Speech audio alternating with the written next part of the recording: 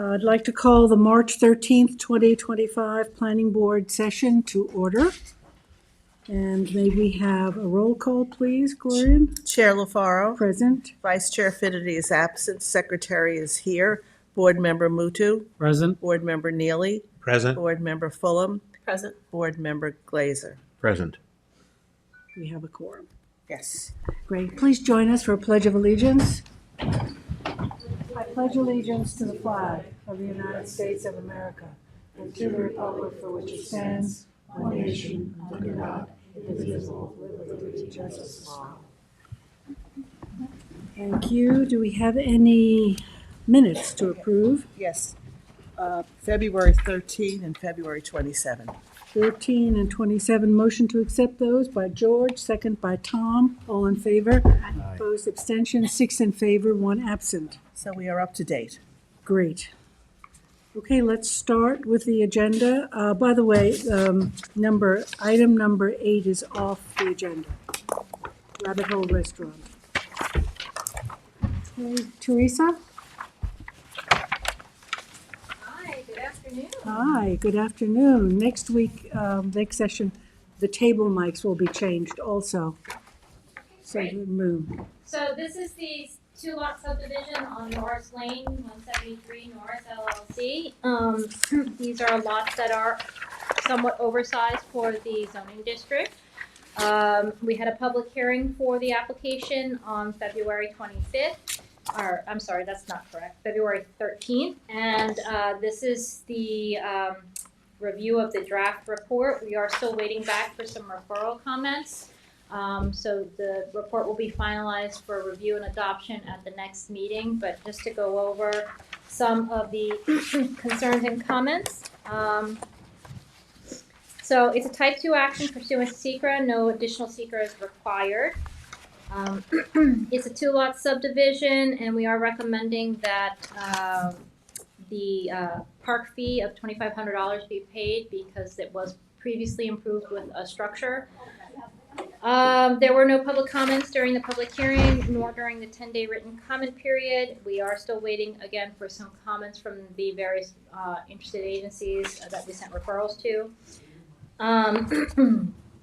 So we received comments from the fire marshal's office, just mainly their standard comments, ensuring that the driveways are built to town code standards. We also received comments from the fire district stating that they had no concerns for recommendations for this parcel at the moment. Engineering did recommend providing a covenant that required 3-inch rainfall for all future impervious surfaces, but did recommend recommend approval at this time. Conservation Board had several comments, including that several of the large trees were cut pursuant to the building permit for proposed Lot 1. They are recommending that we call for the installation of street trees, preferably native street trees. The best alternative would most likely be red maple. We're waiting on, we got comments for the highway superintendent who indicated that driveway drainage approval would be required. We're still waiting on various comments from the Trails Advisory landmarks, which is really not applicable. That's just part of the form. The Bridgehampton CAC Health Department provided some comments here requiring some revisions prior to final approval. And then we have our recommendations here on the last part of the application. One concern is that the applicant is proposing 5 driveway entrances for 2 lots.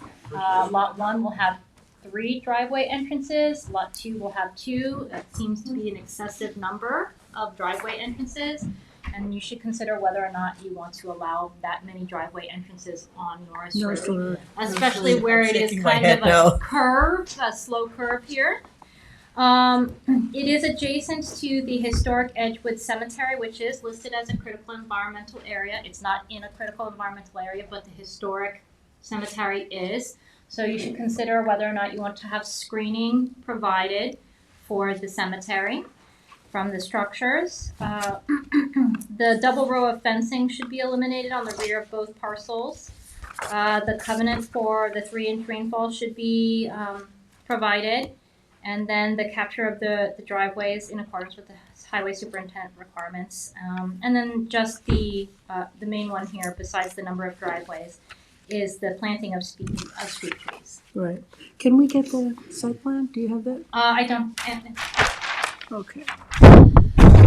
So, Let's talk about the driveways. the driveway, sure. Just for the record, we have no issues with 2, 3, 4, 5, and 6. Mike, can you identify yourself, please? Carl Benicasso, 860 Montauk Highway, Watermill, New York, for the applicant.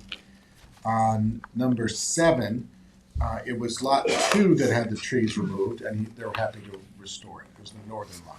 There has been no disruption of the trees to lot 1. So we would note that, but we are willing to plant on lot 2, as you recommend. And then on the driveways. So, Could you hold it up so Sure. and show us where the driveways would be? You can so see them. 1, 2, 3 for lot 1, which is Okay. currently under construction, and then 1, 2 for lot 2. Okay. Which is existing, No. No, it's not not existing. existing. Okay. lot 1 has building permits in line with these 3 driveways. So that's something to consider. They've already been issued building permits for those driveways. Lot 2, I would also note that there's lot area sufficient for 5 lots, and we're doing 2. This health department limitations would allow us 3 lots. Again, we're doing 2. Lot 2 was pre-existing a barn. There was a barn structures and a home in the north, and that had 2 to 3 driveways. So the southern portion, again, I was just asked in considering this that the planning board factor in that these are as reduced lots, as reduced yield plan. That this has been approved by the building department in this configuration currently, and that this actually had 3 points of access and now is going down to 2. I think if you were to eliminate on lot 1, The driveway to the accessory structure? a driveway to the accessory structure, and also, I mean, there's only one driveway in that you need to come in and go Well, out. the accessory is pretty necessary to get that there.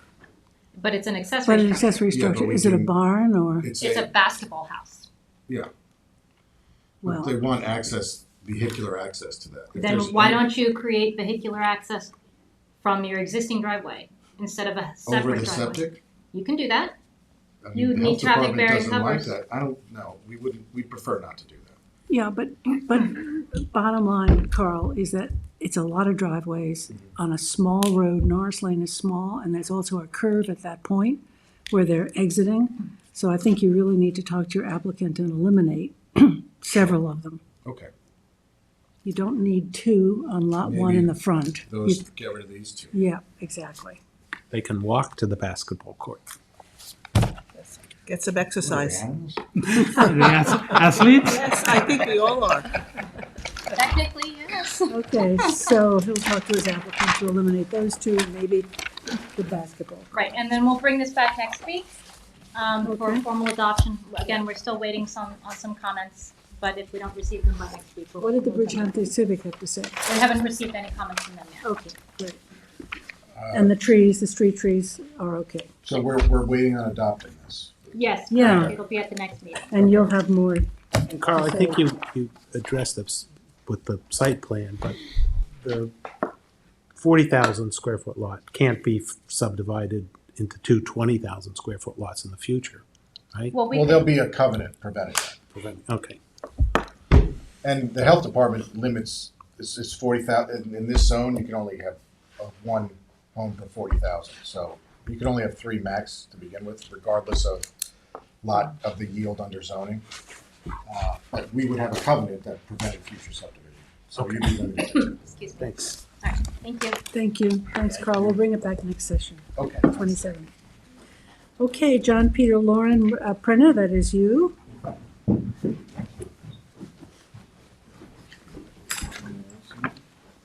How are you, Joe? For the record, give us your, Joe Lombardi from the Rainer Group, 860 Montauk Highway, Watermill. This is the 2-lot subdivision at 2899 Airport. We had a pretty healthy review at the last meeting. yes, we Today did. is the action deadline. So if you'd like, I could just go over the areas we revised. Everything else is pretty straightforward. It's all at the back, page 4, I believe.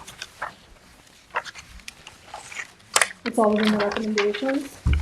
So number 1, I clarified that there were 2 existing curb cuts due to the U-shaped driveway, not 1. And the second lot would be adding a 3rd curb cut. And the removal of the easterly curb cut. Can we get that up on the, Okay, it's 20, okay.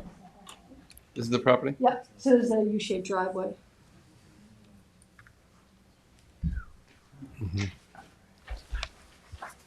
just enlarge it if you can, please, thanks. The board made the recommendation to remove the second existing curb cut. Right, good. And still consider potentially a shared common access driveway. But I did call out the easterly curb cut, if you agree with that, or? we could One or just- the other, One or the right? other, we could leave it so it's either. What do you think, Tom? Do you have from a traffic look on that horseshoe? There's a curve there, East so or the maybe west? get rid of the easterly one, I think. Yeah, The rationale is that the flag strip was along the east property line, so Oh. creating as much distance between the two driveways, but and I think we talked last time, there isn't a telephone pole or anything obstructing the view, but I don't know. quite There is a how's the telephone line pole is- near there, but it isn't obstructing the view. Right. I spoke with the applicant yesterday. He has no problem with closing down that horseshoe shape, so there's just one entrance. One entrance. on that Did he have a lot. preference, Joe? He would like the eastern portion. Oh, that's very nice, Anthony. How did you get that whole picture? Street It's a secret. And he's not telling anybody. You can do Google Street View on Google the Street program, View. yeah. It's great. Yeah, it's good. So, anyway, that's the one that will just continue the vegetation, the hedge or arborvitae that he has there. And it looks set back, the shrubbery looks set back, right? Right. okay. So that's resolved. Okay, number 4, I removed the previous note about the recommendation for the cluster plan to allow more flexibility for the building envelope and just kept the 25-foot conservation buffer along the northernmost property line, so way up above, up here. At the top of the Okay, parcel. this is, there's a wetland here, is that correct? Yeah. Yeah, it's dark- all in that sort of, that area. Right. But we figured out that just a normal two-lot subdivision would also preserve the northern portion of that.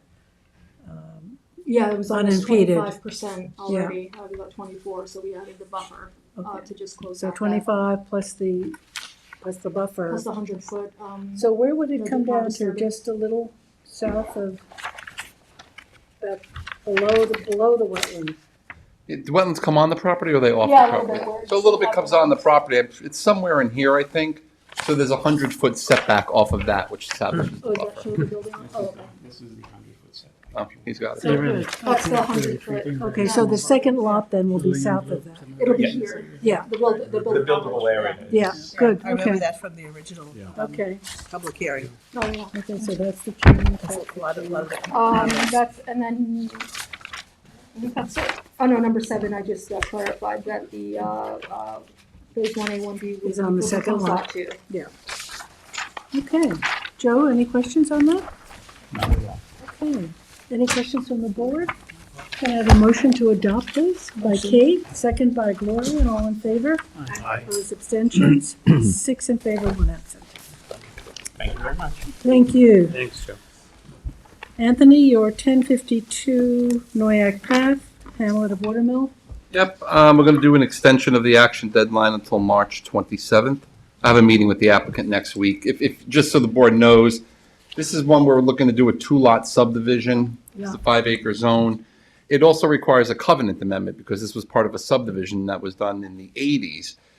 There's already an existing common driveway. There's also slope easements that were put here. If you look, the driveway itself couldn't actually come in through the flag strip because the slopes are bad in there. So they cut over this property instead and come down here. There's an easement over here.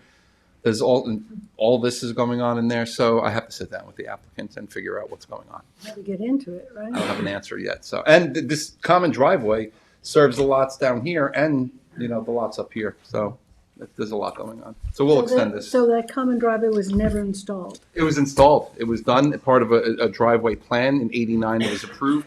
But it includes an easement over this property, which has been preserved anyway,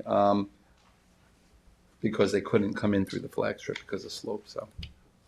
Got it. There's a lot. Okay, so we're extending Extension to this 327. to 327. Motion Motion. by Gloria and second by Kate. All in favor? Anthony, can they actually Six still in, get six in, access? six in property? favor, one absent. The existing driveway. Okay. Noyak Path is a trustee road, right? Yes, or certain parts of it are actually, but yeah. It just means they're gonna have to do road work in there at some point. yes. Right, they go to road review, right? Correct.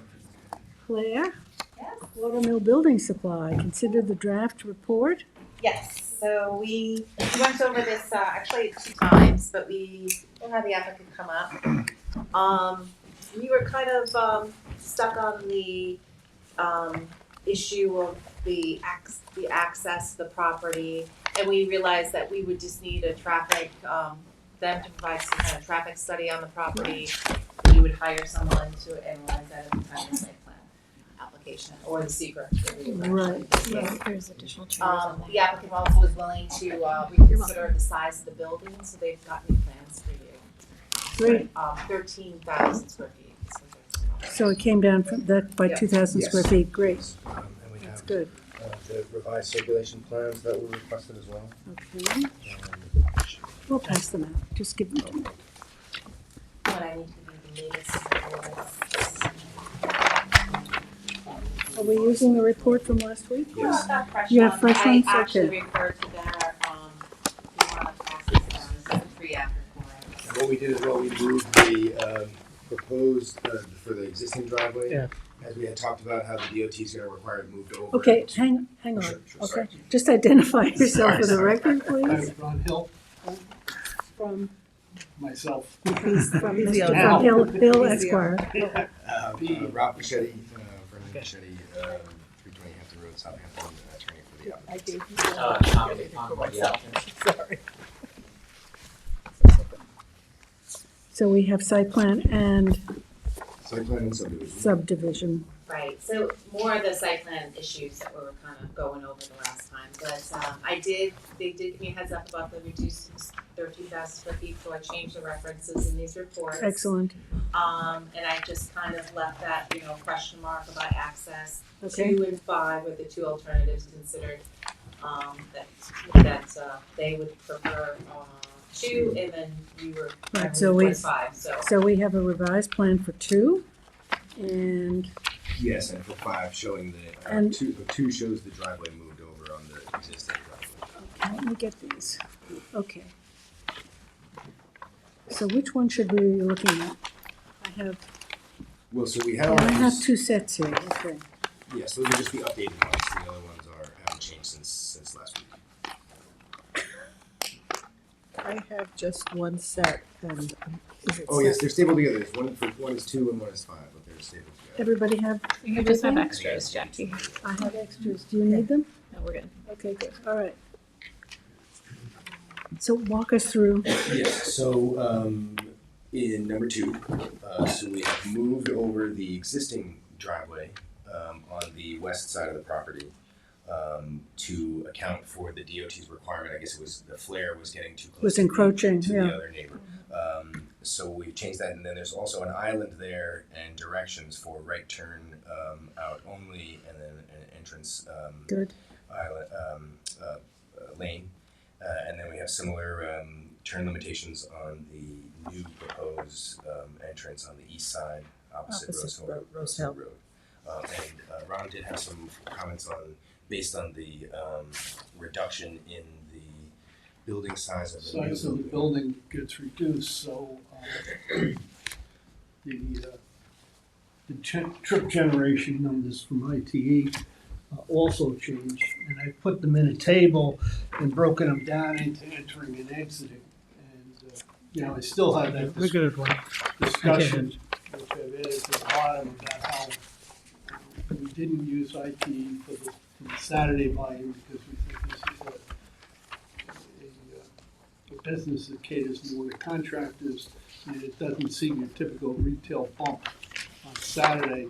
And for Saturday, we used the peak hour of the generator during the week, which is the highest weekly volume. And you can see that now we're less than 40 trips. And when you divide it up into directions or between entering and exit, we're talking about less than 20 trips. So I don't know if doing a full study where we're looking at adjacent intersections is going to be meaningful because we're adding so little traffic to basically the through movements, which will be the predominant. You know, we can focus more on the site.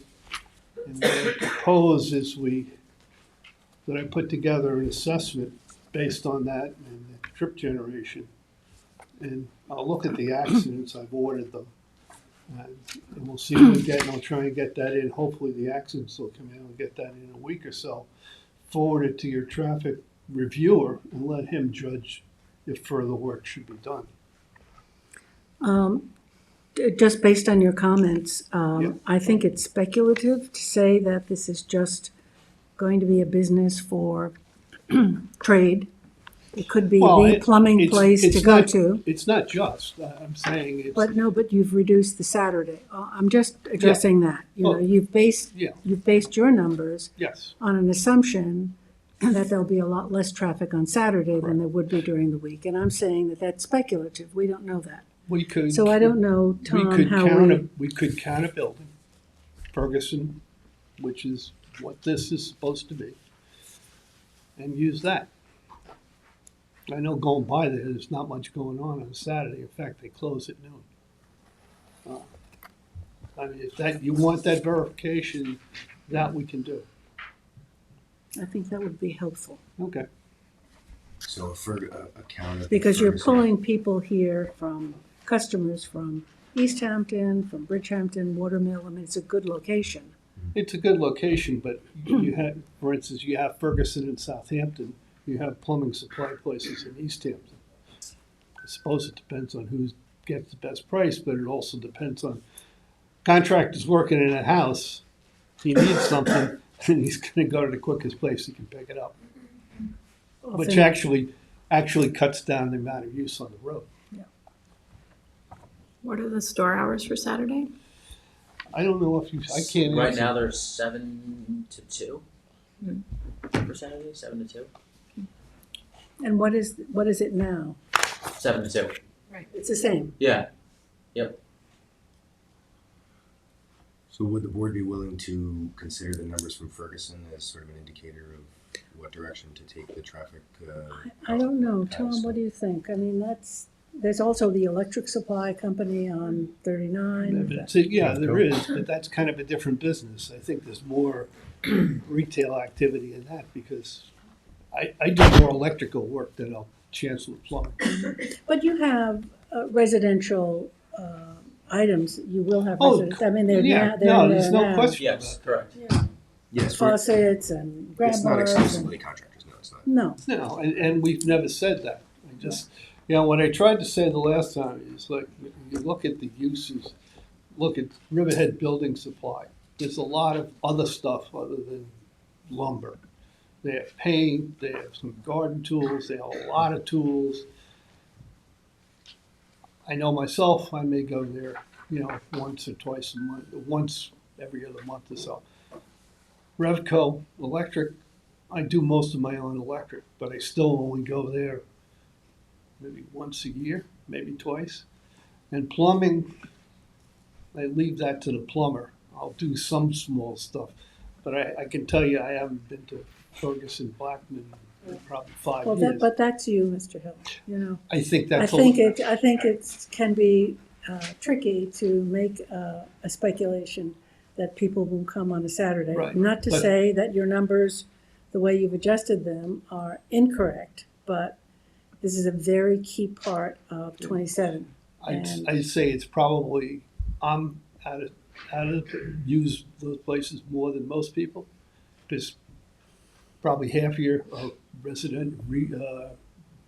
seasonal community, and they're not doing their own stuff. I think a lot of that Saturday traffic we already have coming into the existing store, Yeah. which is not, there's going to be a bit of an overlap here where, it's going to be a lot of the same customers or a lot of the same, I sort would of think so, people. because they know you're there. Yeah, so it's But not what- necessarily a fresh set of people. I think there will be a degree of overlap in there as well. But let's look at Ferguson, which is plumbing supply. And I don't think we should be looking at an electrical supply because I think it's just different. Well, in order for us to evaluate the traffic impact, Claire, you're recommending that we have someone look at this, correct? Oh, absolutely. I think so. Whether you do it as a level of a full-on study with counts and things like that, or I think he's more saying more of like an analysis. Yeah. But we also could get someone to look at that too. Right. So it's Okay. either I way. just feel like that scope. And you're makes a gonna little have an more sense. accident report, you said? I hope so. I've ordered them. Okay. Yeah, and how much more of an impact than the current operations? How much traffic? What's the traffic generation? We'd have to do a count on it, but if it's probably, I'd say it's probably what's there now because of all what's going on is probably 20% higher, 30% higher. It's higher. There's no question that the existing building is generating more. And we definitely want to, gather that information and present it to the board to help make a decision. We just thought the full traffic study was just a little bigger scope than was maybe necessary here. So if we can limit it to an analysis like this, where we're comparing to other buildings and helping that to using that information to help the board make their decision instead of maybe gathering more information than needed in a full traffic study, I guess that's what we're really looking for, if that's possible. I think if we get the accident report information, that may impact what we think. Okay. If there's a whole lot of accidents, then maybe Understood. that changes That's fair. the scope of the traffic study. So I made a point to go by this property quite a bit, and there are these panel trucks, special trade contractors, that come out and go left. They stop the traffic. I don't know, you made some very interesting calculations that every time the traffic is stopped, it increases something by 5 minutes. The rule of thumb I was taught is, you stop traffic for a minute, it causes a 5-minute delay. Backup, right. Backup. So that's an issue here in terms of flow and safety on Montauk Highway. And we're taking a pretty keen look at it. I think looking at Ferguson is, I don't know how big that store is, but I think it's it's 25,000. Yeah, it's bigger than this one's proposed. Yeah, it's quite a bit bigger. And I know there's a small plumbing supply store in Waynescott. I don't know that that's, comparable at all. They're closed. but they're closed. Yeah. Okay, We're good? I think so. I wouldn't be shocked. Yeah. And I will very subjectively say, I kind of see, Ron's line of thought on this and being a kind of grade C, do-it-yourself or myself. I think, I learned early on, be careful about plumbing. So I think there is a little bit of logic here behind what you're saying. You will have an expanded line of products, though, in this building, correct? Excuse me? You'll have an expanded line of Correct. Yes, product line. correct. But again, as an overlap, there is all, at this point, plumbing in the existing buildings. So we're not without plumbing customers coming to No, the I know existing that. I've been one of the customers. sorry. Yes. And you're right, and you'll be getting contractors, of course, lots of them in there. And I do, Jackie, I think your point, when you guys, I'm so sure, know better than we do, but knowing pretty much where your general competitors are, that Watermill, Bridgehampton, North Sea, obviously you got, Riverhead Building Supply to the east and to the west. You guys kind of have a nice niche there Yes. in the Watermill, Bridgehampton corridor. So most of it, I would guess, is east, which means, maybe coming lefts out of there. But again, it's somewhat, subjective, but I think, logical. Again, you guys would know better than us where your retail and your commercial customers are coming from or going to. But I did have a question about the one, just a little clarification on the one driveway entrance, Ron. If the western entrance that I mean, I think the eastern entrance looks like pretty clear, works well, and you want to direct your truck traffic there, you know, which makes sense, and there clearly have to be some signage at your western driveway truck entrance, you know, this way, you Yes. know, to the other. Now, the arrow to go in, and I see this is for passenger vehicle parking area or something like that. So, or wait, I'm sorry. I'm Tom, looking are at you the- on 2 or 5? Two. I'm on The number first one. 2, Okay, the first and the west driveway. okay. The arrow going in is a little angled, but you don't intend that to be no lefts in there, or do you intend that to be no lefts in there? Or is it just We a- intended to leave it both lefts and rights in. okay?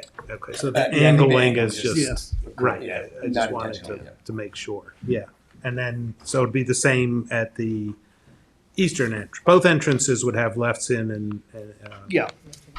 Yes. lefts and rights in. And from- effectively, we're netting out to only the same amount of lefts out as we have now. But the west one will direct trucks to the east one. Yes. I think the bigger trucks, you know, the ones that bring the product out are all tractor trailers, and they'll make a left in and make a right out. It's the other ones, the delivery trucks and the contractors' trucks. And I would think a higher percent, there'll be more right turns than left turns there, just because it's a more difficult route to make a left turn. And you can wind your way behind, you know, into North Watermill by going up Deerfield. And anybody coming out of the rear yard is going to be coming up to that exit that has a right-only exit. In order to get to the left exit, you gotta go through the parking lot. Gotta go So around. you're most likely to just exit where you are and take a right out. You know, the fact that you've, you know, been listening very well and we've had good discussions and you've got this to one left out, I think is a good thing. Could you clarify, Mr. Hill, the numbers here for Saturday? This Yeah. is projected numbers, it has nothing to do with today, reality for today. This is just the projected Right. new traffic. And do you have any idea how this compares to today's Saturday traffic At at the current site? No. we can, Do you know? we can count that. Not in numbers, but we're not nearly as busy on Saturdays, just revenue wise. Be interesting to know. I That's know what I was you- saying, if you mine your POS data, you can see the number of transactions I that know you had exactly and how much. presumably. If I did, I could probably tell you, you know, percentage wise, how much further down we are on Saturdays versus Monday through Friday, if that would help. Well, revenue isn't like the trip. What's right? that? Revenue isn't Right. the trip because each transaction's a variable, but But it would give you an indication that there's less people coming in and out of the property if we're doing less sales. right, Maybe if we you should- have number of can you do the transactions number of equals number of transactions? trips. Yeah. Not the value of the transaction. Right. Because I could come in I and could do buy it in- $5 Yeah. washer or, Yeah, I you could know, do it- $5 yeah, It I might could be do it good in to look at transactions. both, and Yeah. we'll throw that in the. That way, if Yeah. Saturday A people buy more big winner expensive is gonna things, skew there's it. not that. Yeah, or Right. the other way, How many contractors may buy a lot Right. more expensive items I would than a think retailer they're who comes buying in for more a small bulk. item. But either way, Yeah, number you of get a whole lot of transactions, comments. number of transactions would help, All just to right. give us an idea, a quick look at what Saturday Yeah, looks like good today. idea. Ken, with all this discussion, can you tell us the existing square footage of the existing plumbing area in your building? The showroom or the behind the wall commodity stuff? The plumbing, when you go through the glass doors into the Oh, plumbing that's area. like just shy of probably 2,000 square feet. It's Maybe like 2,000. 1,900, 1,800, So something you're like that. adding 10,000, 11,000 square feet.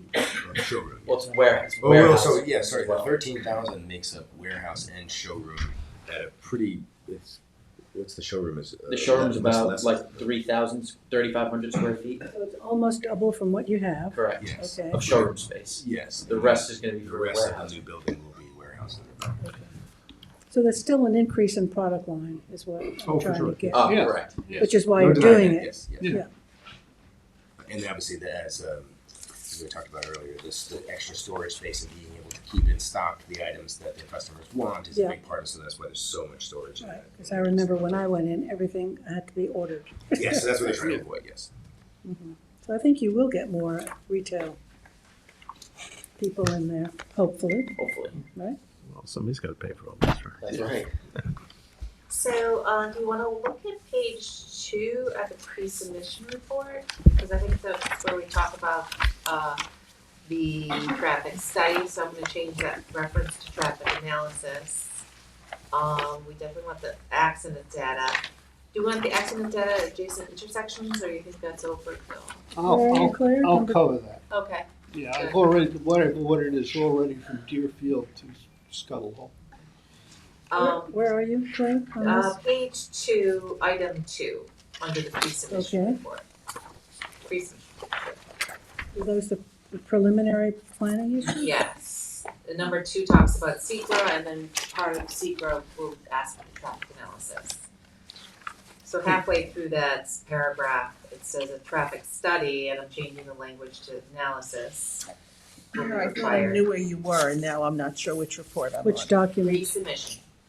The smaller, the Resubmission. The two-pager. smaller, the two-pager. Thank you. Claire, I Which think is we're where I also thought you were, but then you gonna said submit number the 2. EAF form too. We'll submit that. I don't think they've filled that out yet. That would be part of your, I didn't get that far down in the ZBA application. Okay. So traffic analysis, okay. Yeah, and then we'll have the accident data for the area and the adjacent intersections. And then the counts is what we're like, would be usually involved in a study, but not an analysis typically. So you're gonna rely on like data that you have.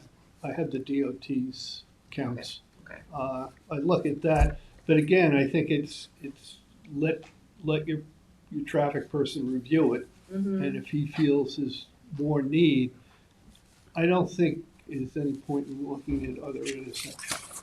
Because again, the volume going through those intersections, most of it is through volume. Added to 800 cars, it's not gonna be a lot. There may be other things that he wants to look at, but I don't think looking at other intersections is helpful.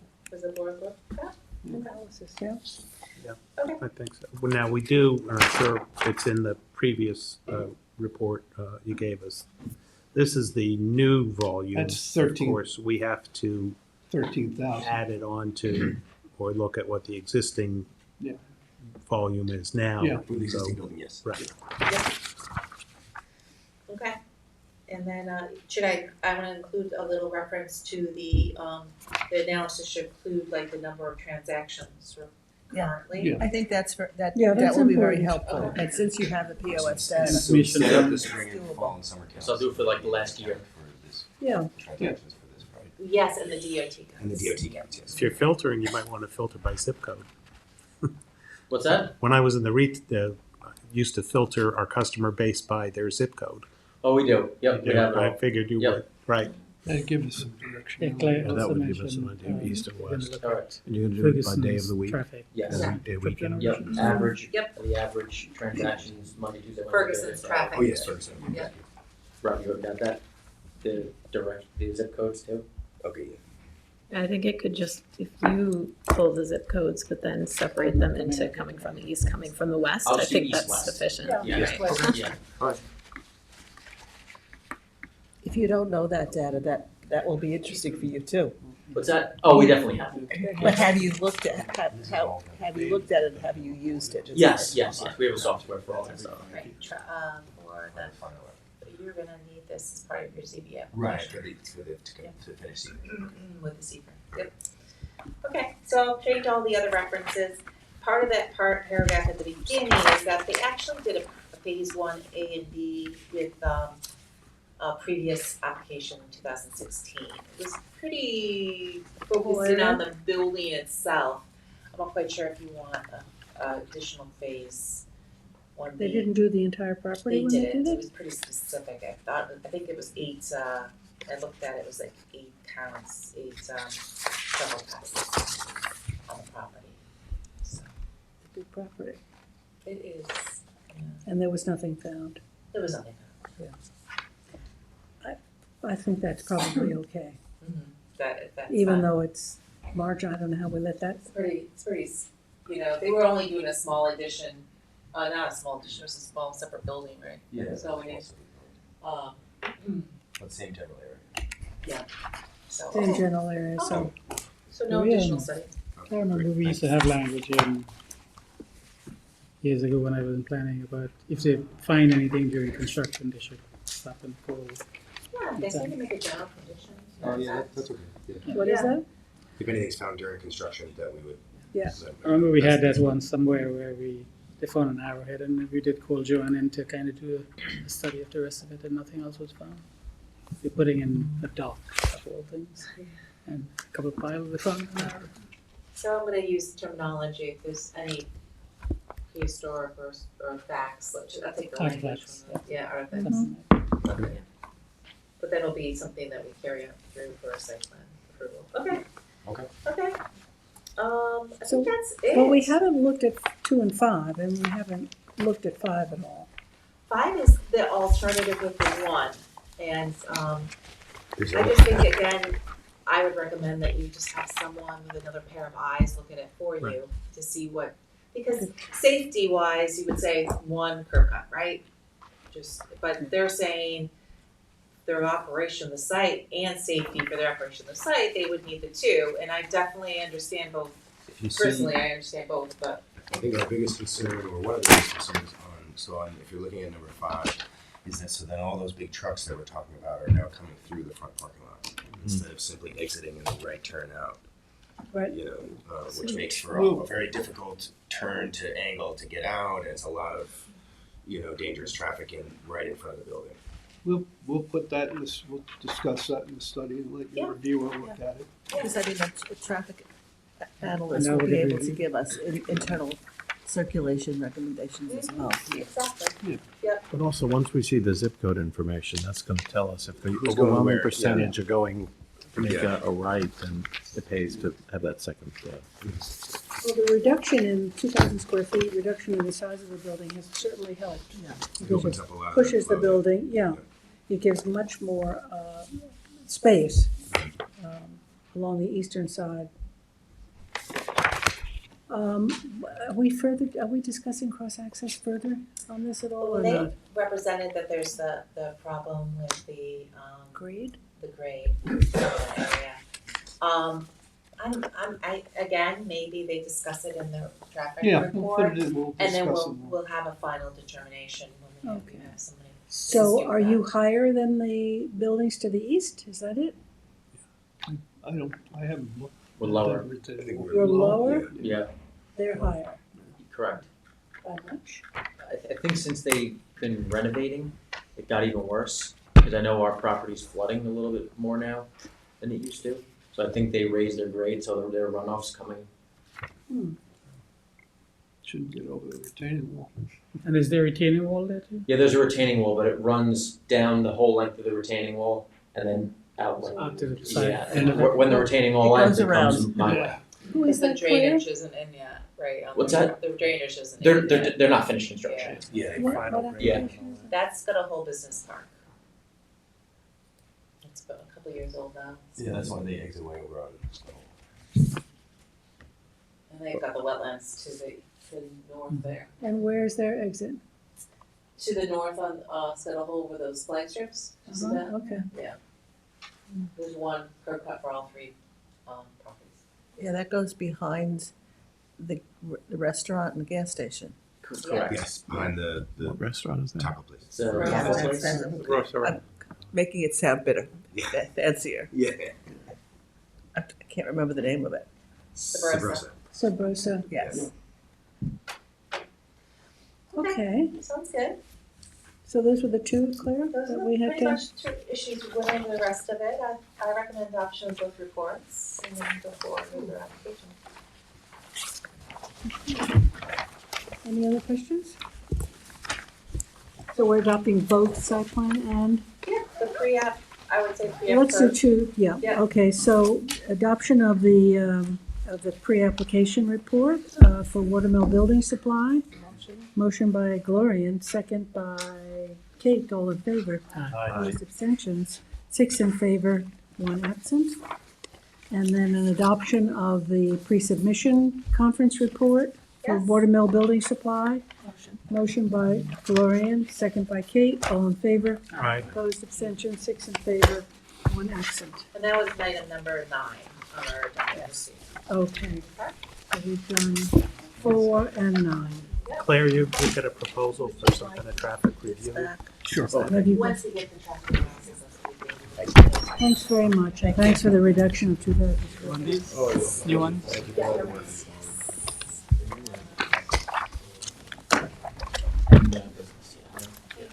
Has this, Claire, has this gone to architectural review? No, not yet. Yeah. You want this to have a distinctly different look, right, from the other building? Yes, wanted to complement the other building, but looking different, yes. Okay, no, I was just gonna. Yeah, very clear. And then my next one would be David's Path, I guess, number 4. Number Five. 5, David's Path. So this is a subdivision road, which is, part of, Vintage, I think it's Vintage Vines, right? Oh, is it Vintage Vines? Yes, let me. It's adjacent to Vintage Vines. It is a completed subdivision road, and this is the recommendation to release the maintenance bond and accept the road into the system. Everything's in order with the road. Can we see it? Claire, give me an address or I something. know, it is, If I put in Vintage Vines, this is what happens. Birchwood Lane, It's called David's Path. southern terminus of Birchwood Lane. Does that help? I think it's a little bit north. Sorry, it's a little, David's Path, if we put David's Path. Is this that major subdivision that went in? Nope, you can't put I'm in. sorry, the Vintage road is not David's Path, it is Birchwood Lane, sorry. I thought Birchwood was that development on the east side of the turnpike. And Vintage Divine is on the west. Vines. Over here. Oh, that's not right. Nope, that's not right. Okay, let me get in there. Just get. You want to put in the tax map number? It's that triangular piece, no? Yeah, Oh, someone give yeah. me a tax map number and address. There's no tax number there? Yeah. 51269?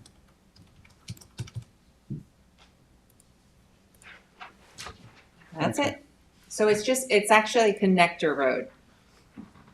So as you can see the reference to David's Path there. It's just a connector road, it connects the two. So that's that portion of Birchwood. It actually should be referenced in green, but it isn't. They think it's a town road already, but it's not. And it's, where does it initiate from? It's very short. I'm gonna show you.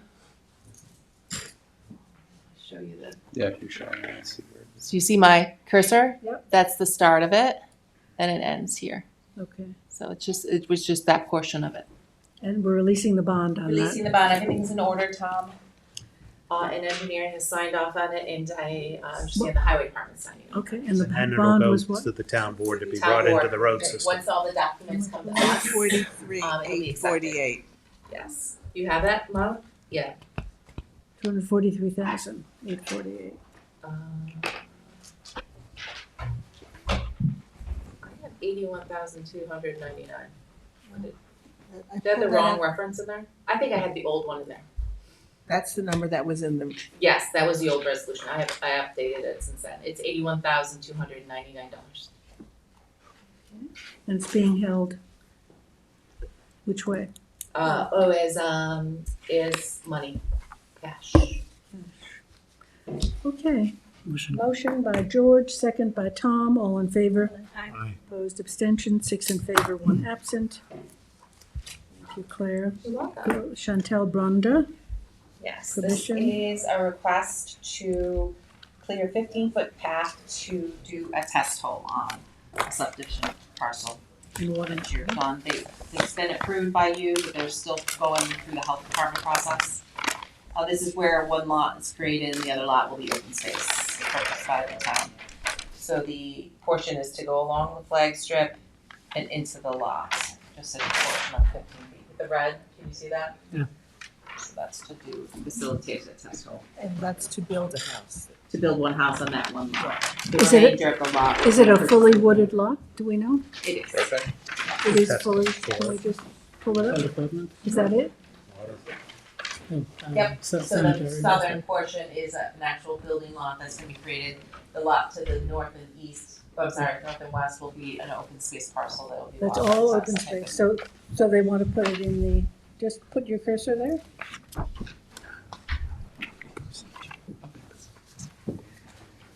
cursor. So along the right of way, 15 feet down here and to this portion here, because that's where the lot is approximately this wide. The rest will be bought by the town of Southampton. What about clearing? Do they have to clear any of those trees away to do a test hole? They may have to, and they would be subject to, they could be subject to DEC, so I will put that as a condition. Yeah, Yeah, I have a resolution. okay. It references this plan, but I'll say any clearing for the northern long area bat would be subject to any DEC regulations. And that counts towards our APOD clearing limits. They would, it's mostly the access, so it's gonna be, Okay, so yeah, it's so. It's gonna be their driveway It's gonna be anyway. their driveway anyway, Yeah. yeah. Thank you. Okay, no problem. For your Okay. consideration. Motion by George, second by Tom, all in favor? Aye. Opposed, abstention, 6 in favor, 1 absent. Anthony, we're going down to 33010 Noyak Road. Yes, that's the, that's the Burke property. We're just doing, this would be a second pre-submission conference because we've reviewed this property once before. They went in a different direction. The applicant's giving me some more information because this is all affordable. So we're just doing an extension of the action deadline until 3/27. 327, okay, motion? Motion by Kate, second by Gloria, all in favor? Aye. Opposed, abstentions, 6 in favor, 1 absent. Number 8 is off the agenda. Number 9, we've done. Claire, number 10, Bridgehampton Commons, Target. Yeah. Okay. Okay. I told him we didn't have to worry about it. Welcome. Good afternoon.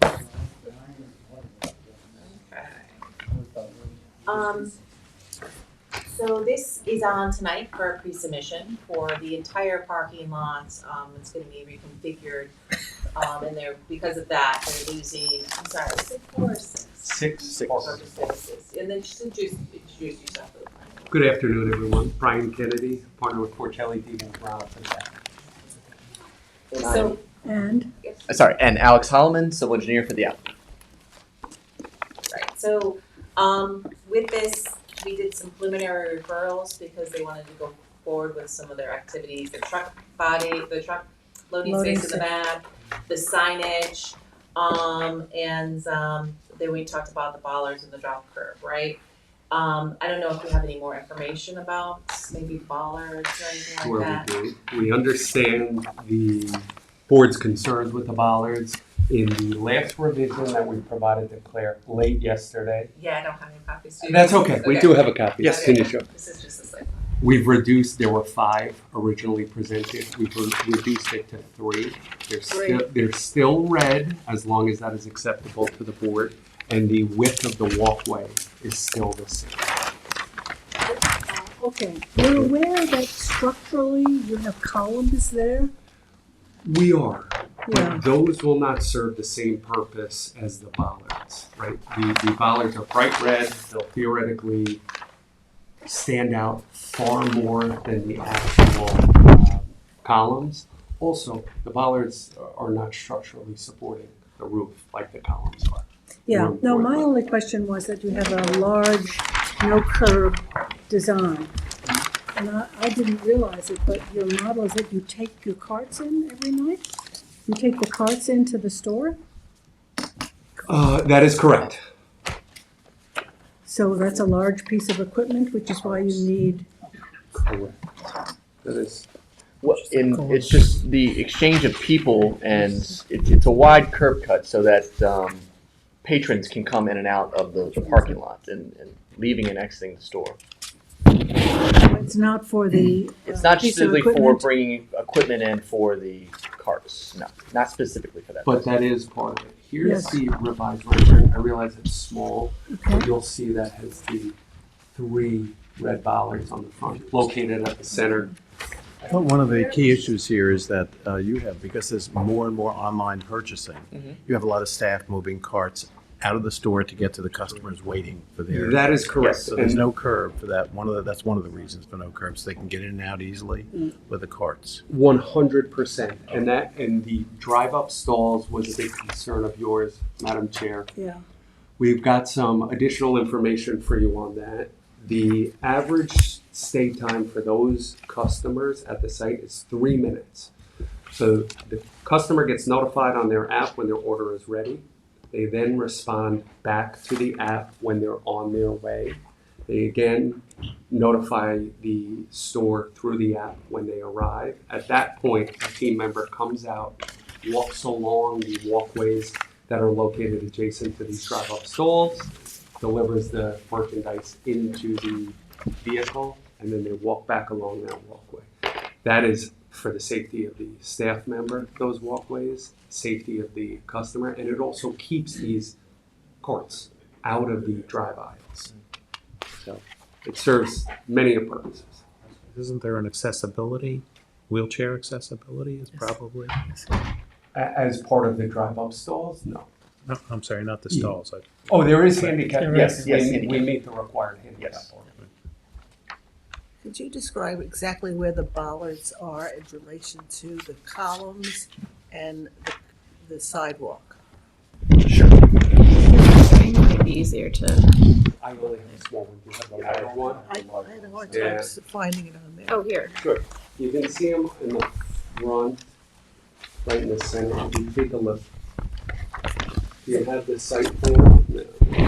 Take a look right here. See, this is the extended walkway into the store. Bollard 1, 2, and 3 located on center. Additionally, previously we had ones right here. Are they and here. are they on the sidewalk or are they in the drive path? No, they're located right on the sidewalk. Yeah, they're on the side. They're on the cut up section of the. It's right in front of the nose down curve, the flush curve Okay. section. Yeah. It's not protruding the walkway underneath the building. If that's what you're asking, it's not impacting it. Yeah, I mean, I've been to a Target in Virginia, and it seems to me they're sort of in the middle of nowhere. As I'm driving by, so that's why I'm asking to try to understand physically They where are they away are. from the drive aisle, but not impacting the walkway underneath, the breezeway underneath the building, which the columns are So supporting. it's in between the columns and the curb. That's correct. Okay, that Yes. helps. The issue that I see is it's kind of it's somewhere in between an architectural element and a safety feature and signage because it is a marketing element because it represents your brand. So I think what I would want to do is look for an interpretation on that because we haven't seen this before and we don't want to open up a can of worms. And we've been pretty strict on signage. There's pretty strict signage regulations within this shopping center. So, it's a critical element of the brand for you, but it's a new tool and we have to define what is that, right? Bollards typically are to stop for cars from going, safety, yeah. right? And so it's basically a replacement for the curb, but it also is a marketing piece, a marketing tool. A brand. Bringing in. My only pushback on that would be is these are not visible from the street. It's only interior. You won't even be able to see them from the rear of the parking lot. So that's how I would differentiate them from signage. Yeah, so I think we just need a formal interpretation. I don't know if that comes from the building department, the ARB, just so that in the future we know Was how there to any treat that. covenants and color schemes on this subdivision when it was done? Was that So like- you mean, so we have Signage. we have Master. Master design plan. When we did change it from blue to a lot, then at that point blue, but now we have the smaller units have the green and gold. Green and We've gold. seen it. That And looks the very large good. units can have their branded color, which is this is just JMax as an example. So everyone individually comes to the planning board and ARB for a review of that, for the signage itself. We referred this to the ARB, but it wasn't that they were focused on the bollards, right, at the time. And they're not the decider, so that would be the chief building inspector at the end of the day. So the sign itself is white, which Correct, is yes. great. Correct. So it's not the red, which is also part of their brand. So they're putting red in the bollards. I don't have a particular issue with that, but the sign, does it comply with sizing and location? That was the other thing we should talk about. Yeah, I mean, we have a pretty distinct sizing. We had with them, I think. Kenwood McQuaid, who's the architect for, in-house architect for Target, Okay. is on via Zoom. I don't know if we can have him speak briefly. Sure, absolutely. Thank you. Yes, Ken? Kate, can you pass the renderings down? This one? Yeah.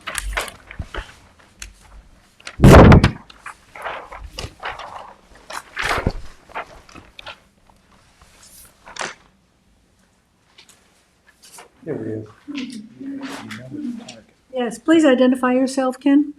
Hi, I'm the architect from Target in Minneapolis.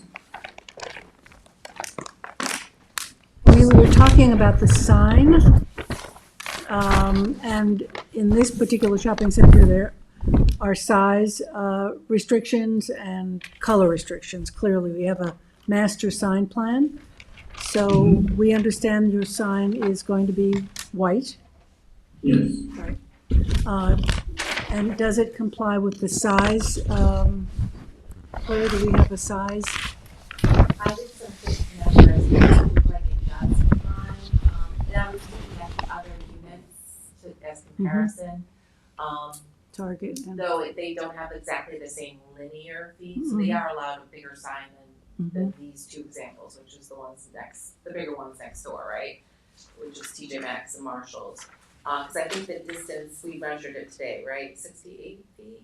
Correct. Was the distance, this is 53, so they are allowed a longer sign, longer and bigger sign. What's the max? But I don't have a square footage yet on them.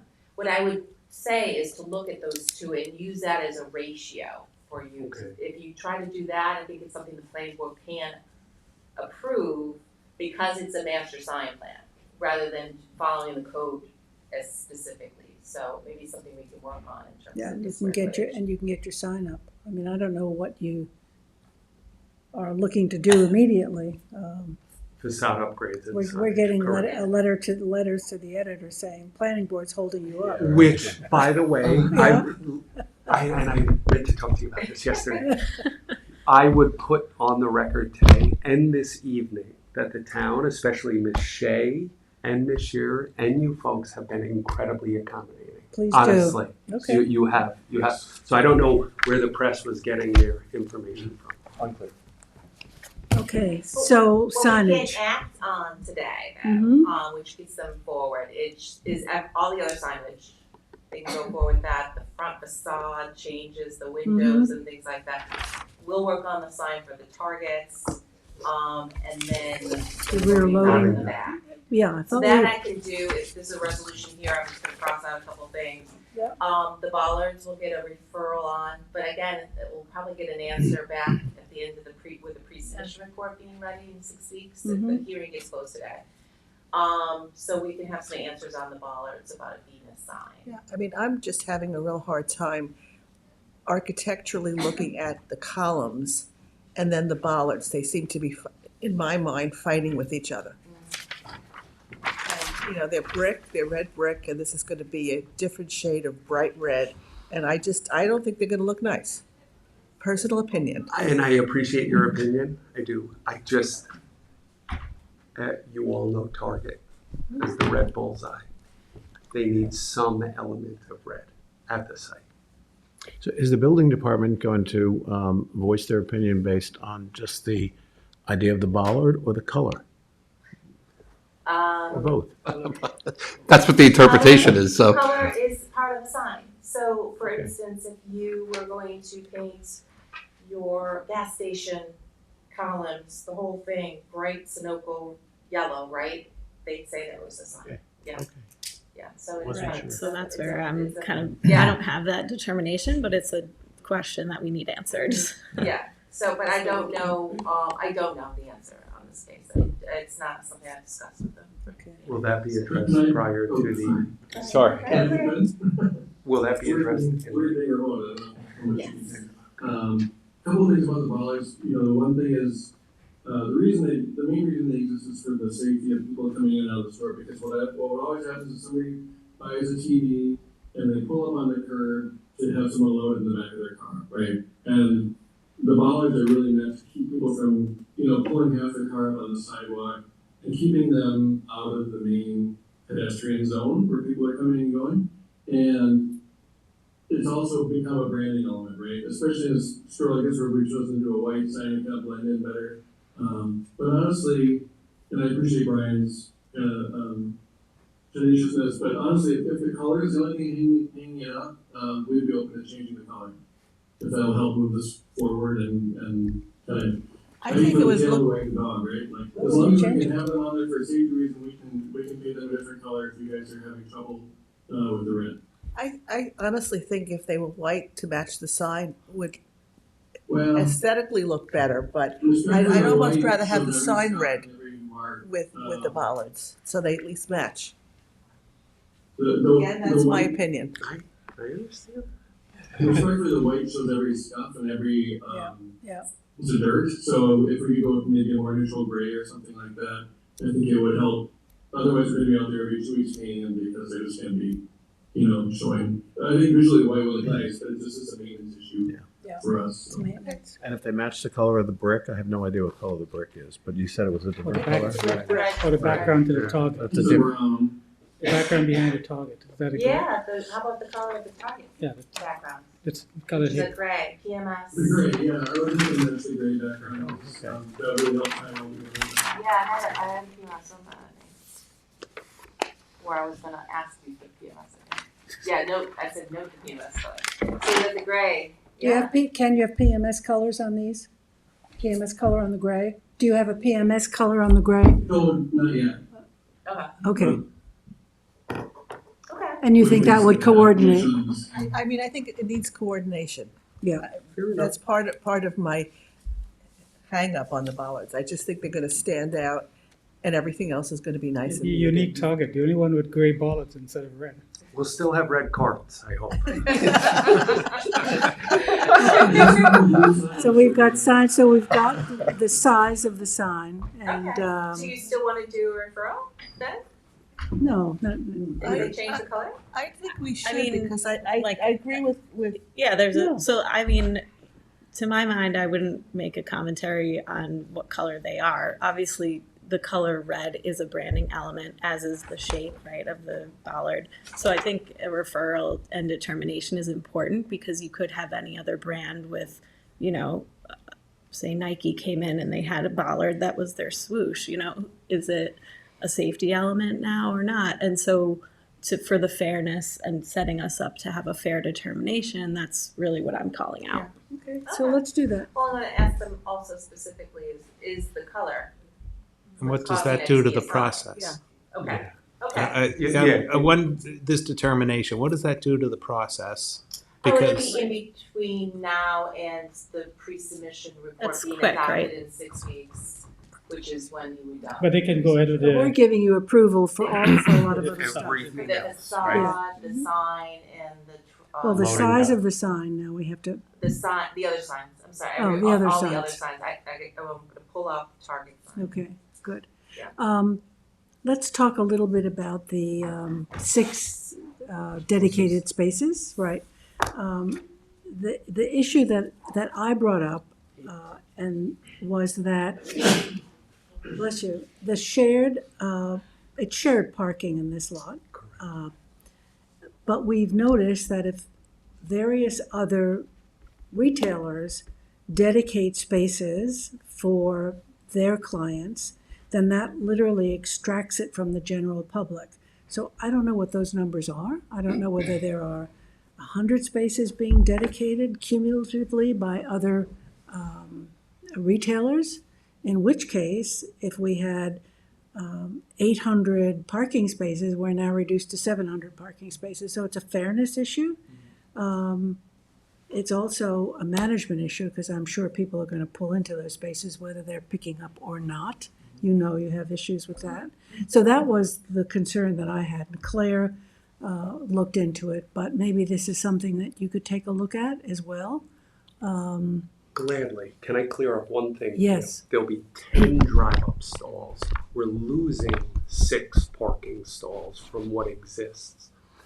There are 2 people in the audience here. We have Ethan Shakowski, who has prepared or is in the midst of preparing a parking analysis for this project that will be submitted to this board. I don't know if Ethan can come up to speak briefly, just about drive-up stalls in general.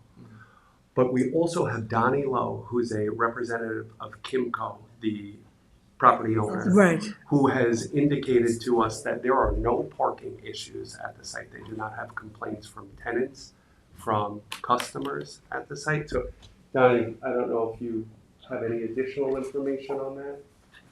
No. The site was Come previously. this, grab this chair.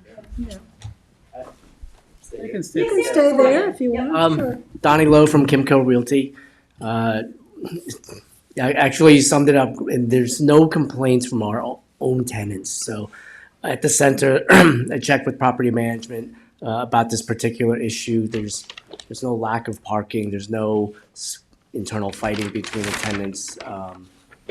We're adequately parked. So I don't think there would be an issue with turning over some spots over to the quick pickup.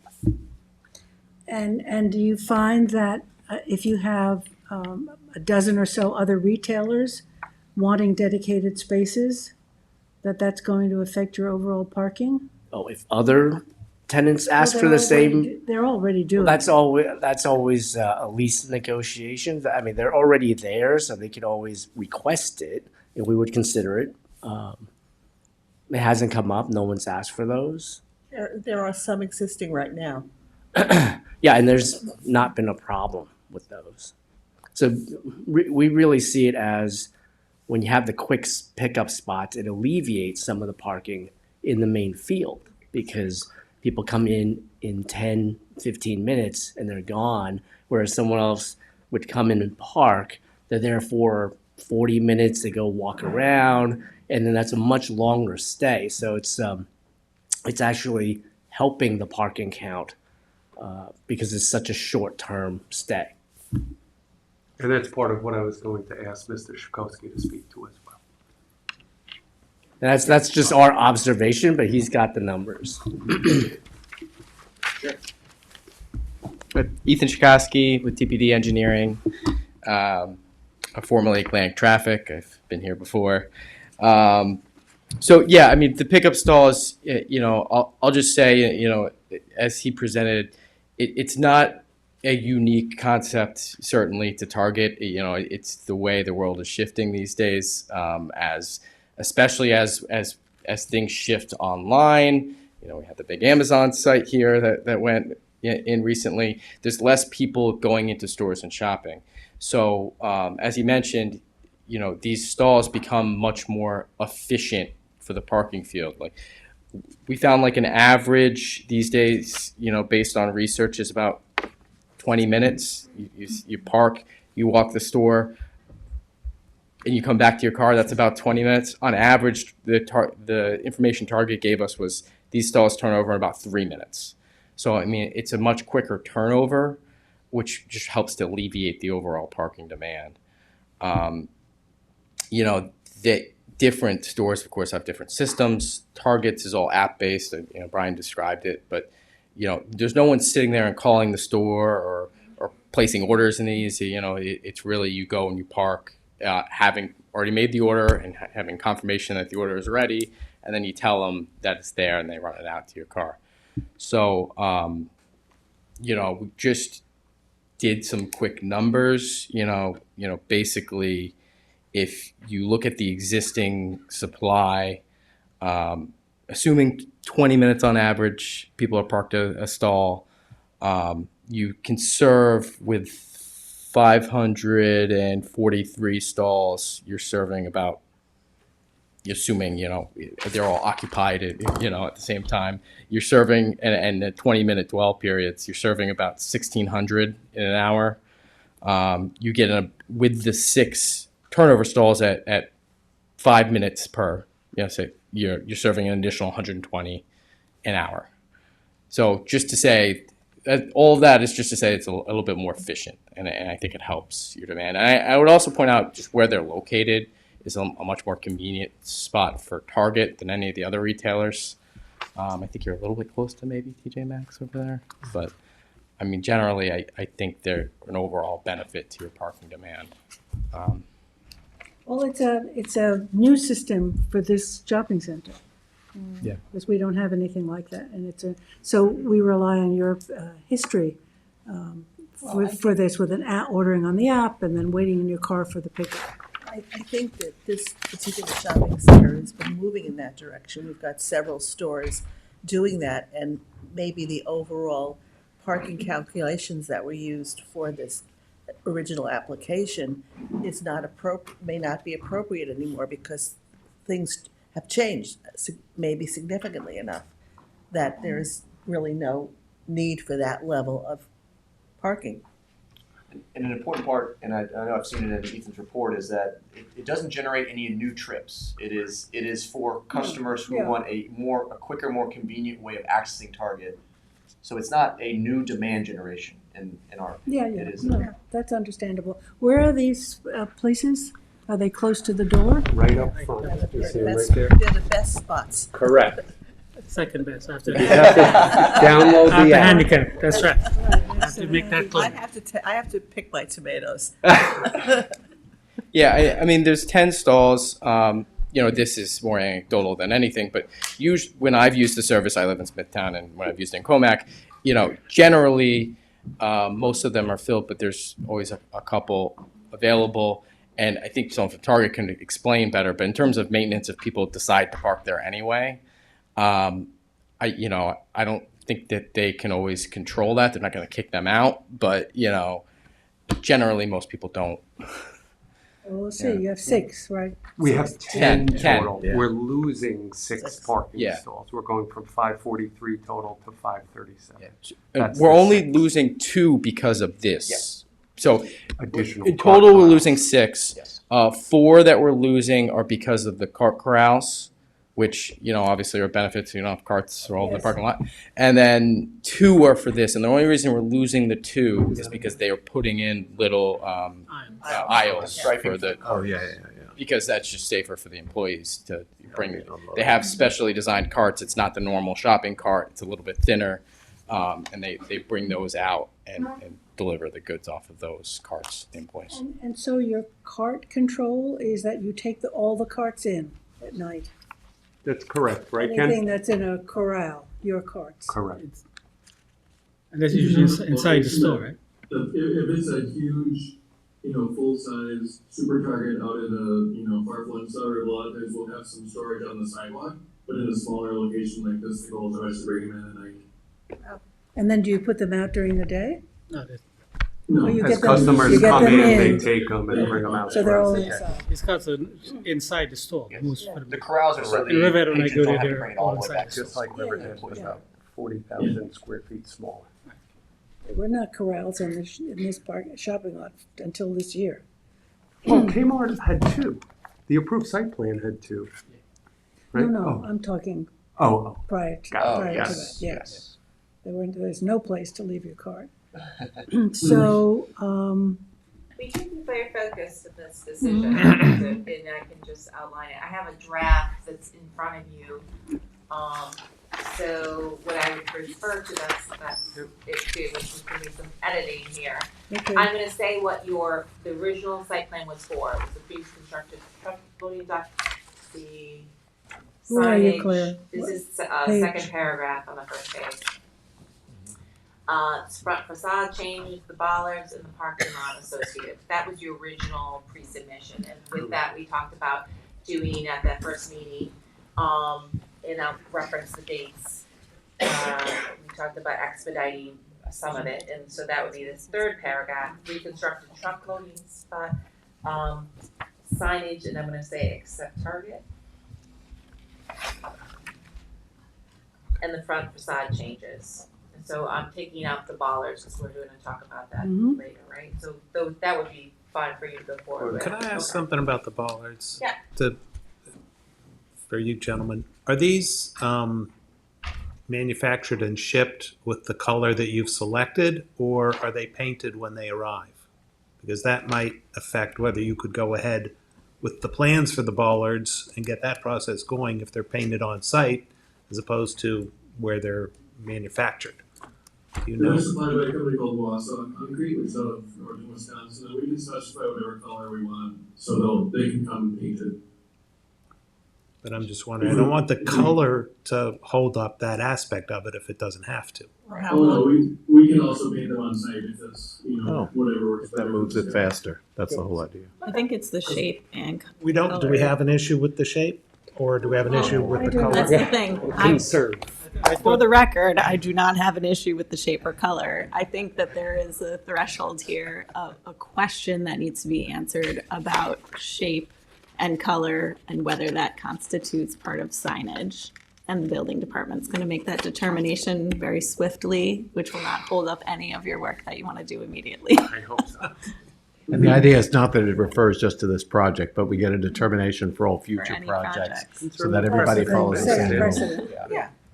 And this may be a technicality, but it's an off-the-shelf product. Anybody can order round bollards. It's not a Target specific, like you mentioned the Nike swoosh, earlier. It's not a custom-made Target-tized thing. It's an off-the-shelf product. Yeah. So then in that case, I It's would even more agree important. with, We'd have bollards everywhere, right? And if we're gonna get a determination fairly quickly, But then, I think if okay. Yeah, so I was just looking it up, so if the deadline would be, the pre-submission report that would be adopted on April 24th, then we could make a determination on colors. I think- Signage probably at the same time. Yeah, so I think maybe what I'd like to know is if the building department determines it is not part of the signage, that we kind of commit to the gray bollards and not the red bollards, because we seem to have no issue with doing that. I mean, now I know that that's how you feel. You can do But like yeah. a conditional approval, because I understand what you're saying too. And does the building department or ARB have an opinion on what, could anybody put any off-the-shelf bollard, or is there a particular design? Well, we don't have anything in this, let's put it this way, we don't have anything in the sign code language that deals with anything like a bollard. It's a new thing. which is why And I think it's a. and I respect what Kate's saying in that we may have to amend our sign code to incorporate some language about this. That's right.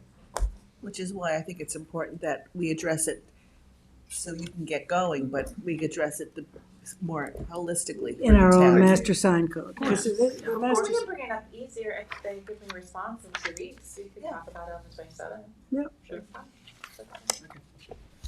Will this impact our submission to the ZBA? No. Okay. I mean, if they come back and say, Why are no you on the bollards, ZBA? no bollards, no color, no bollards. I think we will need But I relief don't think so. for the size of the sign. How much bigger is this sign going to be? I don't know the square footage. Figure that out, please. Yes. I mean, That's so- because, let it's me just so give, important because have we, this- We have the we, square footage of the Target sign. We can table the sign, Oh, right? yeah, We're gonna okay. work on it, because. Unless, wait, it We have the does listed square require- footage, yes. what is the square footage? Then we need to decide what the length of the Mhm. building facade is, and then we have to do the 1.5 times, and then we have to do the 75%. There's a little bit to this. Ken, you might have that off your. Yeah, so. You have I to- can send that to you, I can look it up, but You have to do your facade improvements before you attach a sign anyway, right? Correct, So yes, correct. might as well have a separate. We'll wait for the Action. determination. Okay. I'll stay in contact with Claire. Hopefully we have that within 2 weeks and come back before you guys. Yeah. There's some precedent here. It's Okay. not just what the code says, It's because exactly. we've done Marshall, that was a new sign, Mhm. and a certain size. Right. And I think that if we use that as our basis or something similar with the length, then we can be within the And we're still requirements. Yeah. somewhat arguing with another applicant. Yes. I mean, size is important Yes. here. And every time I go to the store, it makes me angry because it's still too big. Yes. I shop in the shopping center once a week. Okay. Okay, so we got the fire marshal comments, and we have the ARB, which has the problems with the other signs, and the town engineer. And so I'm going to add some language here about, so we're just approving that whereas on page 2, second full whereas, for the reconstructed truck loading dock and the front facade changes, and the signs, and I'm gonna spell them out, the pickup sign, the CVS sign, and the Starbucks sign, right? so I'll spell them right out. And then I'm gonna say that, the target sign to be further reviewed for compliance with the town code. And then the proposed, red bar bollards, I'm gonna say referral to the town, Mhm. right? The sign is 184 square feet. 184 square feet. Yes. And then all the other signs have been either moved inside and underneath, like the CVS pharmacy sign was changed to vinyl on the glass. Okay. Target, the Starbucks sign is now unilluminated behind glass. Great. Okay. And, okay, so truck loading, dock signage. Are you down to your hereby resolved? So Yep. changes to the building, do you want to remove reference to the illuminated CVS and Starbucks sign? Mm-hmm. And then remove the target sign from the plans that are gonna be stamped approved at this time, the PMS color, prepare, for the site plan, it's just the rear loading dock only, and then remove the reference to the bollards. So this would be a plan that we'd stamp now, they can go forward, go get the building permit for that work, Okay. okay? Yep. For your consideration. Yeah. Thank you. Any other comments from the planning board? No? Ken, anything more you need to say? No, thank you very much for your time. Thank you. Okay, so we're gonna make a motion to adopt this as amended. Okay, well, is it expedited? Roy? As- You wanna- As amended. As amended, As we yes. discussed. Motion by Kate, second by David, all in favor? Opposed, abstentions, 6 in favor, 1 absent. Thank you. See you this evening. We'll see you tonight. Okay. I have two more that are pretty quick. Thank you. So it's, sorry to cut you off. No, you're not cutting me, you're good. West Hampton Beach Yacht Squadron. Yeah. That's a site plan that you Number looked, 12. you looked at, a couple years ago. They were raising the building and they all signed off.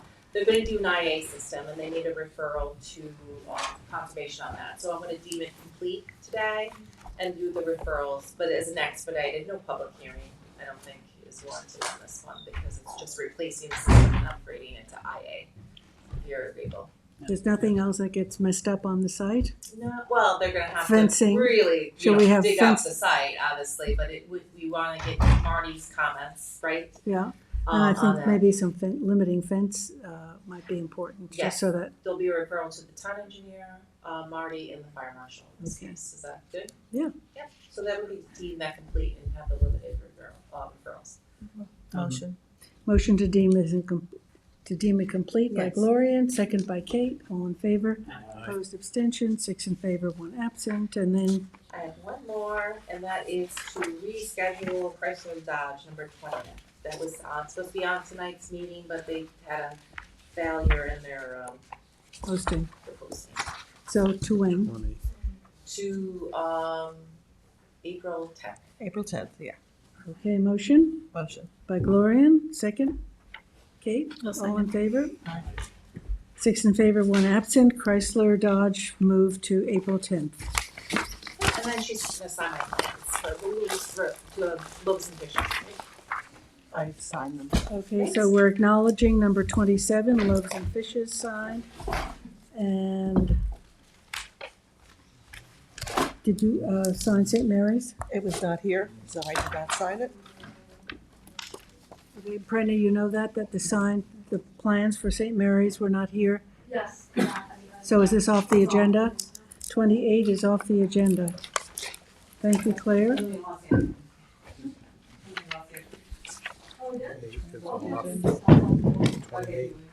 So Anthony is up. Jack, just so you're aware, 14 is off. Do you want to do it? Oh, 14 is off, okay. 1456? Yes. It's just an extension, sorry. Okay. This is the special trade contractor. This is the one where we previously, we have a 50% clearing limitation on commercial. Pine Barrens lets you go up to 65% with transfer and everything. The applicant came in to go to 53%, which wasn't a huge ordeal, but the Pine Barrens did away with that provision. So now to go over 50%, you have to go for a hardship. So I've discussed this with the applicant so they can revise the site plan to make it work. I don't want to send someone for a hardship for 3%. Let's make that work. This is the spray paint thing? No, this is just like a special trade contractor building. So we're going to do an extension until March 27th. Okay. Which one is it, Anthony? Number 11. 11, sorry. Okay. Motion? George? Motion by George, second by Tom. All in favor? Aye. Opposed, abstentions? 6 in favor, 1 absent. Seth, 13. This will be quick. I have to correct a clerical mistake I made on the Busso final adoptions to the site plan on 12/12. Rick Wasowski with the Rayner Group for the applicant. So, yes, on December 12th, I had put down in one of the whereas statements that it was 0.55 Pine Barren credits. In actuality, that 0.55 was to cover the septic flow. So there was, I had mistakenly put down that amount of credits. It should have been read 0.03 credits, which the applicant has procured. Okay, so you're changing I that just in need to the, change that, but in doing so, I guess we're re-adopting that resolution and the approval of the site plan for today's date, which in actuality will when did we approve it? 12/12 of last year. 12/12 of 24, and Yes. that's the only change? Is that correct? Yep. Yes. Okay, motion? Motion by George, second by Tom. All in favor? Aye. Opposed, abstention, 6 in favor, 1 absent. Brenna?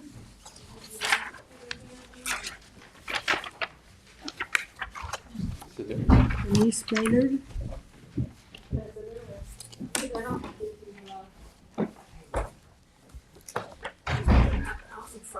But this is the application for a 2-lot subdivision. It's 240 Baldwin Lane in Bridgehampton. It's an existing parcel with improvements. It's before you today for the. Is that it? It is the outline in the red. Which one is this? 15. 15. Number 15. Thank you. It's before you today for completeness. They're subject to 2 previous subdivisions in 1980 and 1991. The 1991 has covenants and restrictions limiting it from any further subdivision, but goes on to say that the covenant can be amended with planning board approval. Supermajority. Yeah, supermajority. So the plan looks to meet all the requirements for the submission, but given the history and the uses, there's several variances and the restrictions that we may or may not have access to. I'm recommending it be deemed incomplete. I reviewed it with Carl Benacasa, who's the attorney for the applicant, and he was here earlier. He said he'll put together a narrative for the next meeting for the board's consideration, and then hopefully then it can be complete. So it's in an ag overlay district, It in an is, it's an ag archaeologically overlay, sensitive R60. area? It's 2.5 acres. Mm-hmm.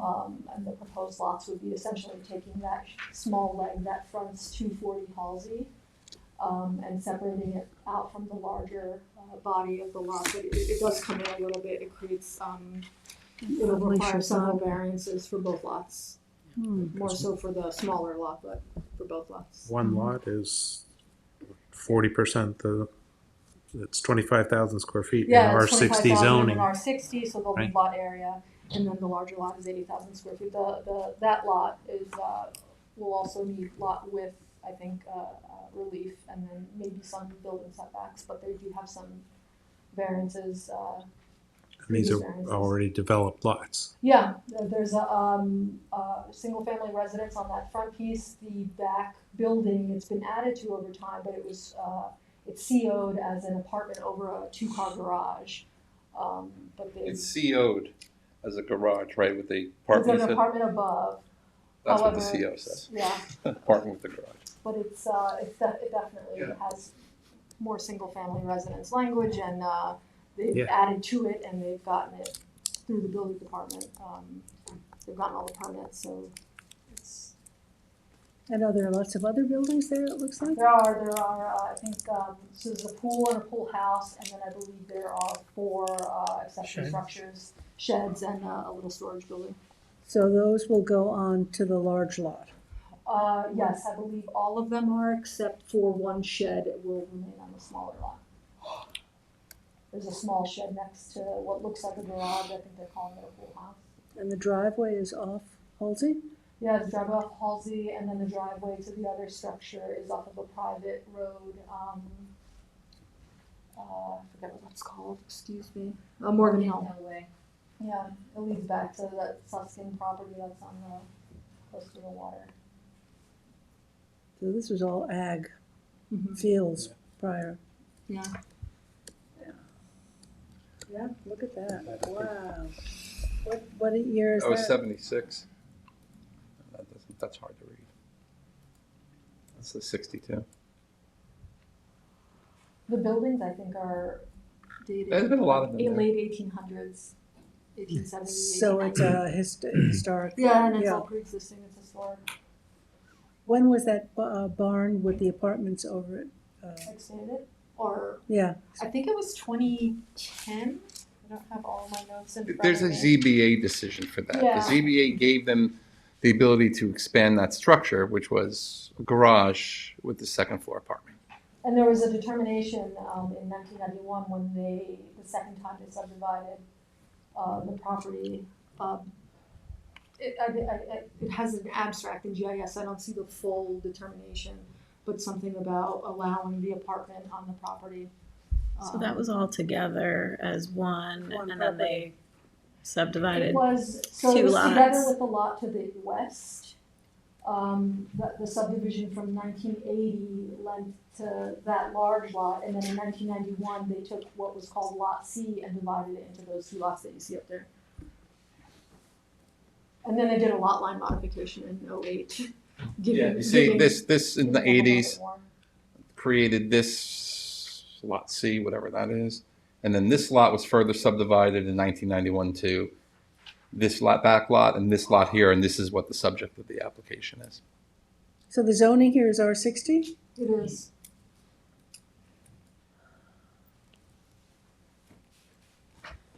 And it's not an APOD or anything, so. No, ag overlay, it's an archaeological sensitive area, but not an APOD. Right. Because it's pretty cleared. What's Yeah, the red historically line it's on the, clear. on the map? I'm sorry? What's that red line going? Oh, it's a zoning, the zoning changes, right? I think Yeah, it goes that's to the R80. And are there any ag easements on there, or, I mean, it just seems silly in the ag overlay district, they had originally, you know, it would be interesting to see what the language was in the resolution for the original, subdivision, because it looks like they set aside for ag, but then they're kind of chipping away at that over time. I didn't see any. It's set aside for housing. They did submit a title search that was well over 100 pages long, which I still haven't completely combed through, but I don't believe there was. So there are no restrictions As far as an ag, in the as- ag I don't overlay think district? so. I don't think so, but I can double check that, and Carl will be here next. Open time. space, right? It wasn't part of an open space. It was, so the original was that sort of strip of land that goes all the way to the wetlands or the water. And then, and all those out parcels like in the front weren't part of it. They're just there. It was really. Oh, that's not part of it. Yeah, it was the back lot, and then the 2 lots flanking that right of way or that private road on the north and the south side of it. This is the south side of it. So I don't think they didn't do anything for open space. I looked through the old files. It wasn't, the one below it is something different. There's an easement there, but. So it's Halsey, and what's the cross street? What is that? That road's Morgan Hillway. It's just south of the village. Yeah, no, I'm trying to Paul's figure. Lane to the south, I think. Is it Paul's Lane? I think that's Which one? to the The south. vertical Well, road. you Oh, can't that's see it Halsey in Lane, this. The vertical. The That it's vertical on, is yeah. Halsey, okay. Right. It's 240 Halsey Lane, that leg fronts Halsey. That was the original main house. Well, this is completeness. We'll get a Yeah. referral for ag advisory. And Yeah, we'll do that when we get into, when we deem it complete at the Okay. hearing, but for now, it's incomplete. It's incomplete. It's incomplete. Okay. So, Okay, motion. So deem it complete. deem it incomplete, George. Second, Kate. All in favor? Opposed, abstention, 6 in favor, 1 absent. Teresa, the bridge site plan disturbance covenant amendment. This is actually on the agenda 3 times. Why? For site plan amendments, a covenant amendment, and a site disturbance application. So if you recall, we had a work session regarding this project in October. The parcel is 31 The Bridge. They have cleared beyond what was permitted by the original site plan application. And they modified the slopes significantly, and at the work session, you said you would consider entertaining the covenant amendment to eliminate the common drive because there were slope issues with respect to the other lot. And you wanted them to work it out with me, Marty, and Tom on how to resolve the issue on the overclearing and the slope modification. Ooh. Marty went out there, we met with Marty, Tom, and Marty said there's no way to recover the existing slopes that were there. So he recommended a 2-to-1 revegetation. So for, let's say, for example, they were over 1,000 square foot revegetate over the allowable clearing, he said revegetate 2,000. And they have provided us with a revised plan consistent with his recommendations. So I am recommending that we deem the applications complete because the covenant amendment also requires a public hearing, and schedule a hearing for April 10th. And then once we amend the site plan approval and the covenant, we can approve the site disturbance as well. Okay, so this is completion. This is completion Okay. and scheduling the hearing for April 10, okay. Motion by Motion. Kate, second by Gloria, and all in favor. Opposed, abstention, 6 in favor, 1 absent. So April 10, public hearing, and we're deeming it complete. Thank you. Have a nice evening. So we have number So 9. that's 19. So that takes care of 16, 19, and 22. and 22. Okay. Seth Mulvey, Francis Mulvey.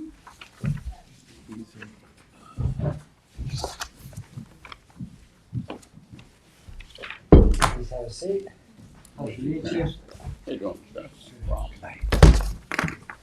Okay. Good afternoon. How you been? Good. So- Haven't seen you in a while. Yeah, it's been a while. Yeah. Your name I for was the a young record. man once. We were all younger. Sorry? We were all younger. Yes. Yes. Your name for the record. Robert Marcinsick, O'Shea Marcinsick in Bruin, 250 North Sea Road, Southampton. Good afternoon. Good afternoon. Seth? Very well. So we have the final application for a minor subdivision located at 7 Percy Avenue before us. Last time it was before the board, we deemed it incomplete for lack of a archaeological study, a 1A and a 1B. Since then, we have received, the planning board has received that study, and it concluded that there was no artifacts or features were found on site. That was one of the last hurdles that kind of held up this project. I had asked the applicant to send in a proof of the acquisition of pine barren credits, which he has done.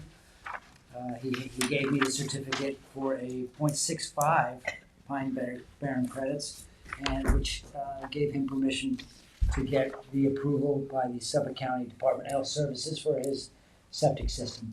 So, that being said, I think we are able to deem this final application complete, and per the applicant's request, waive the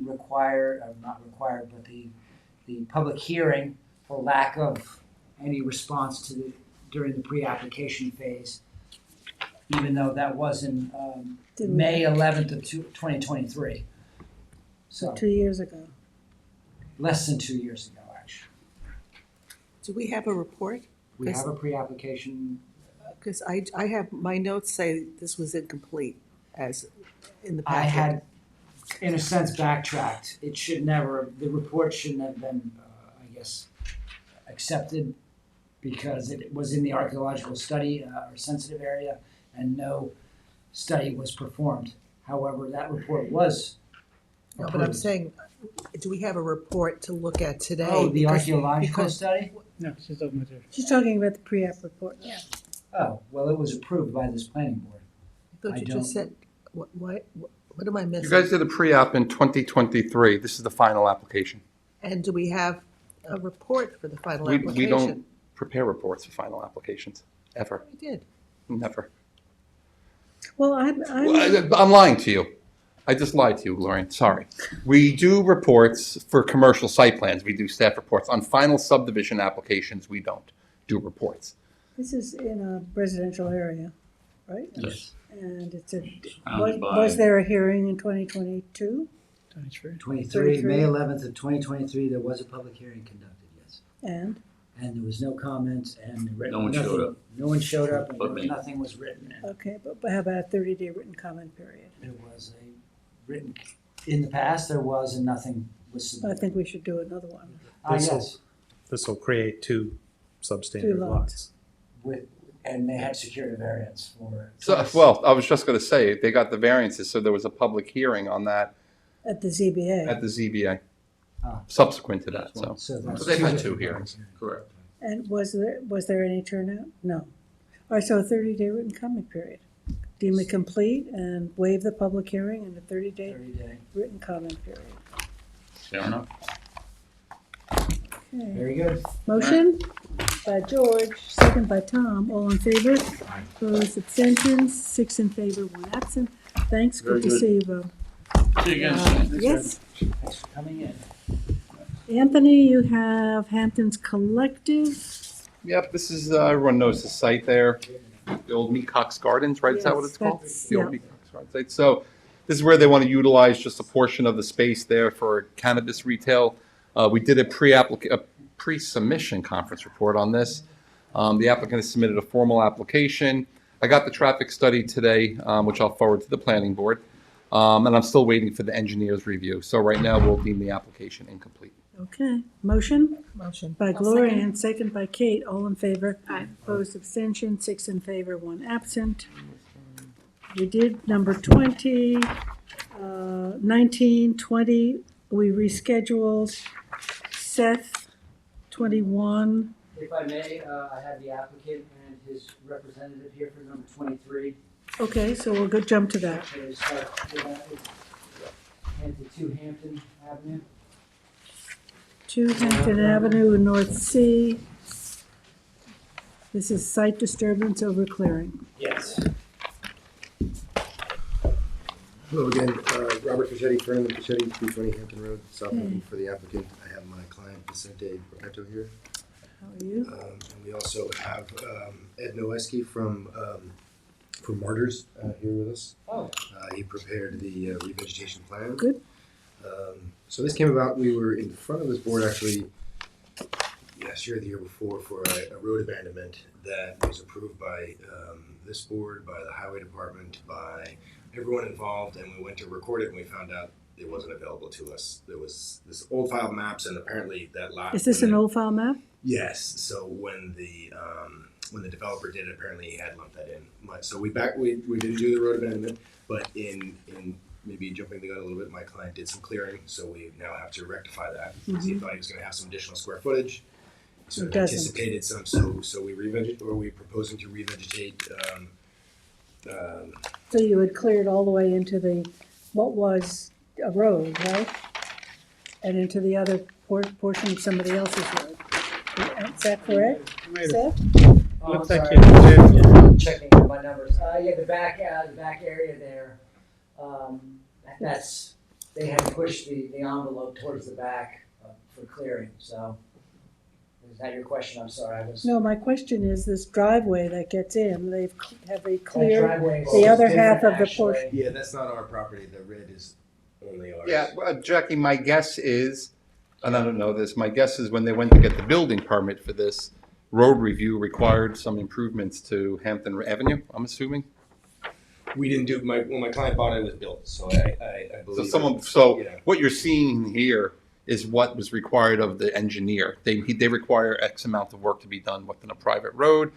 Sometimes it could be just clearing up to the property, then continue clearing, then someone's responsible to put a base course down and drainage. So that's a road review. that's road review. Yeah. So all this will change over time.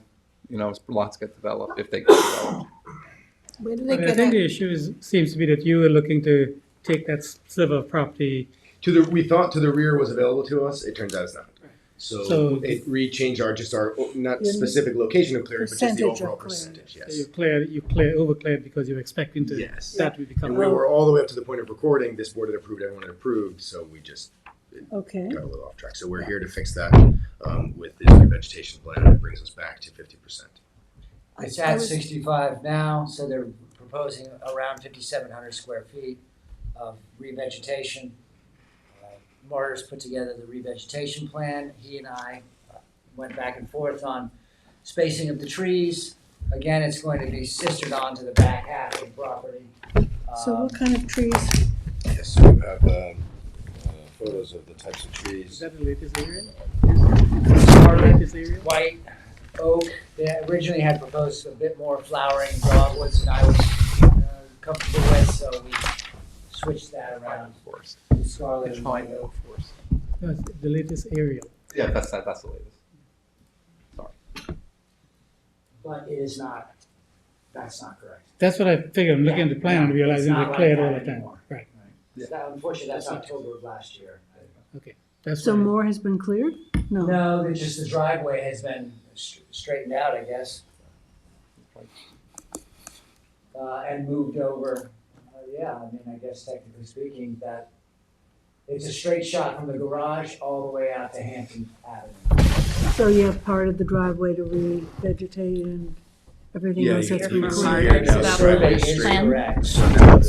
So now the driveway is straight, and you can see the vegetation goes right up to the property line almost, right? To clean up that area. But that's what I'm saying. From what I'm seeing in the aerial, it looks like they've cleared all the undergrowth. And I'm not sure if they cleared the mature trees in that area as well, where you're revegetating. Is pretty much all the trees down now on the property? No, so where you see the grass, those trees there, that's been opened up as lawn, that area there. Is that correct? Yeah, that's correct. So what George is saying is that the understory has been cleared away. As well as the overstory. There was lawn, it was understory, and the trees have come down where those. Yes, you can see Where that line here is. in relation to the pool. Okay. Yeah. So you're revegetating 15%? Yes, all along here, along the Hampton Avenue. So, disregard the aerial, because that's a straight driveway, but then now, where that driveway is current on that aerial shot, to the east would be where the revegetation is taking. Got it. I can hold this up too, if you guys need it. Yeah. You able to see that? Yeah. Okay. Yeah. So you've specified a selection of Yes, trees? yes, Uh-huh. that's all laid out. Martyrs Plan has is done These that? trees have been taken off the native Southampton list, and so we Good. use them all the time with Marty Shea Good. for revegetation. And it is a upper story and lower story replanting, so you'll have a lot of trees there and plus understory plantings also. What are the understory, the fern?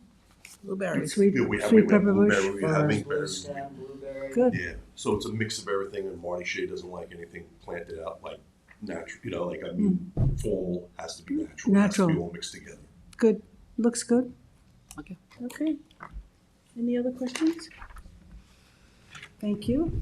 Seth, you good with this? I would recommend that the board Do we pass have the revegetation Do you plan. have a resolution? This one was kind of cut and dry. I do have one, but I didn't do much. Yeah, it was kind of a cut and dry one. I know, we rarely pass something without Okay. a plan, so you want to, are there any conditions in it, or what? No, it's the standard conditions. The conditions were all work is completed in compliance. In order to get a CC, 4 sets of the final as-built will be submitted to us, and it'll be open for a period of 1 year, and we have to. Do you have a set do of maintenance site- bond? Nope. No maintenance bond on these. No, not on this simple. We don't do that. Yeah. Add one condition, actually, that prior to any clearing, it should be delineated with project Fence. limiting fence. Project limiting fence. Well, there is no proposed clearing, just revegetation. Oh, never mind, that's ridiculous. Okay, then Sorry. take it away. Is Sorry. everybody comfortable with that, with those words? Okay? All right? Okay? Motion to, we'll trust your, Yes. I will keep that in mind next time. I Yeah. didn't change anything but the address and this, and the. but we, but it's you important like for this, us. Of course. It's important for Understood. us. I'm learning as we go Okay. here as well. Motion by George, second by Tom, all in favor? Aye. Opposed, abstention, 6 in favor, 1 absent. Thank you. very much. Very good, thanks for Seth, coming go in. right Yeah, into we'll just launch into the next one. Roscoe Heights. Shall we do Roscoe Heights next? Okay, this I do, let's see.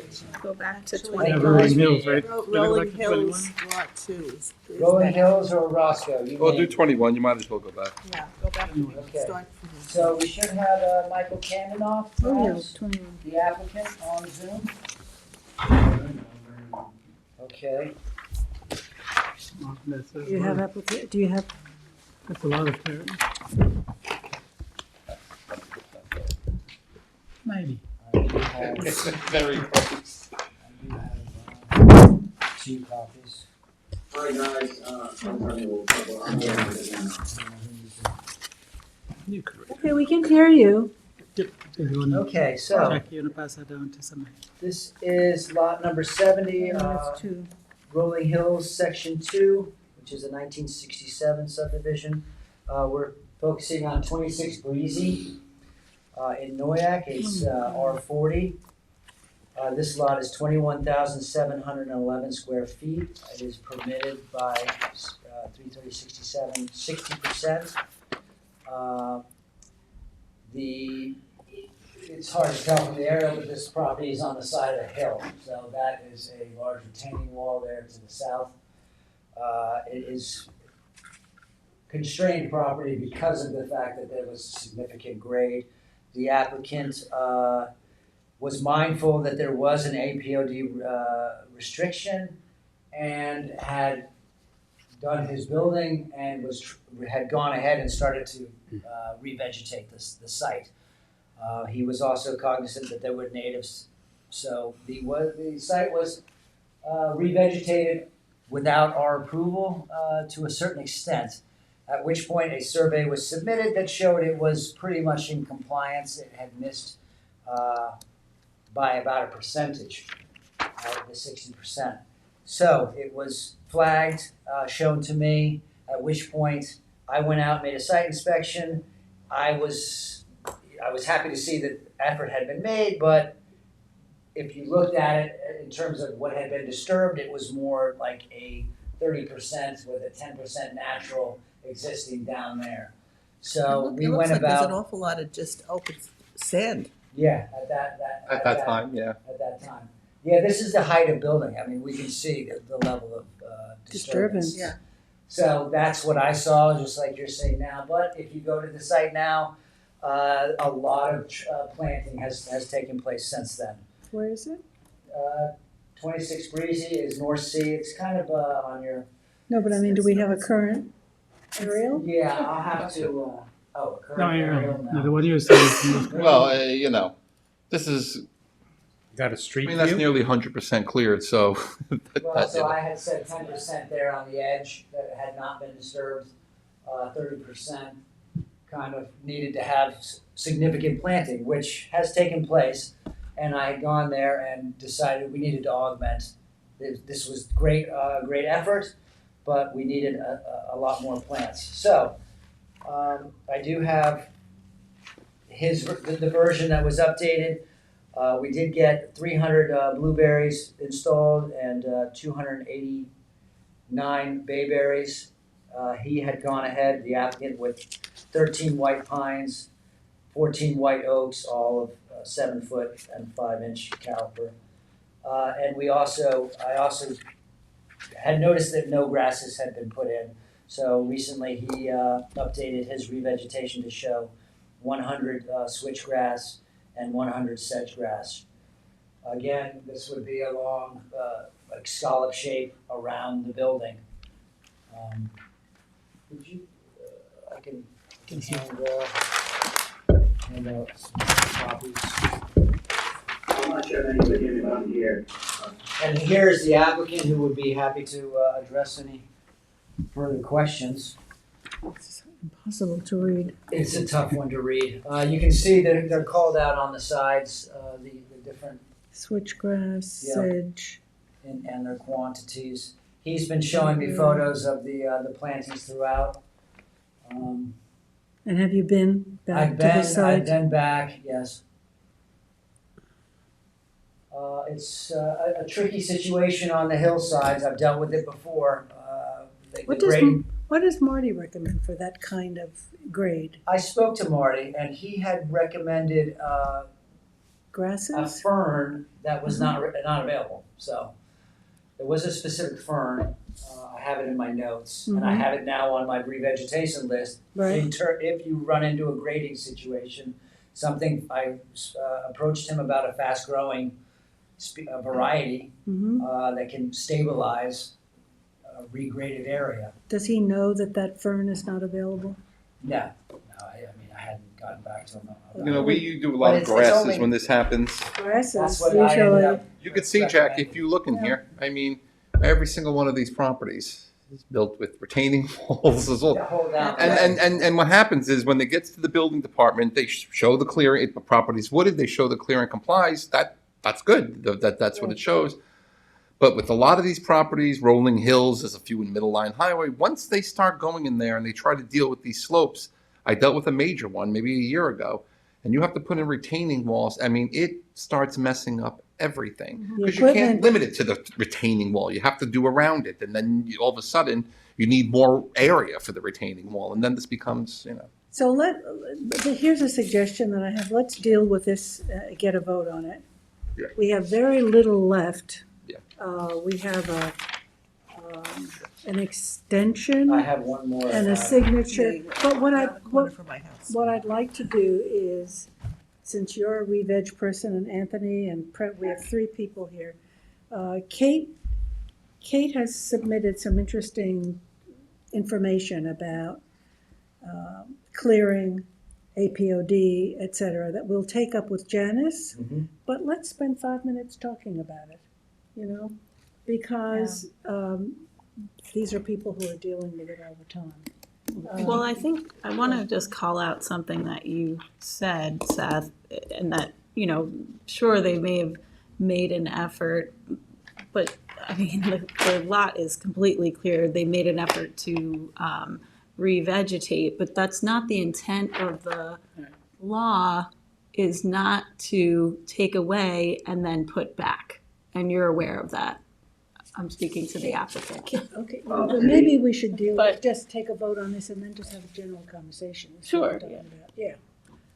Because I don't want to, he doesn't need to be involved in this. Sure. It's just whatever it takes for me to get through some of the stuff that's all just extreme, the rest on this, I'll do whatever I need to comply. I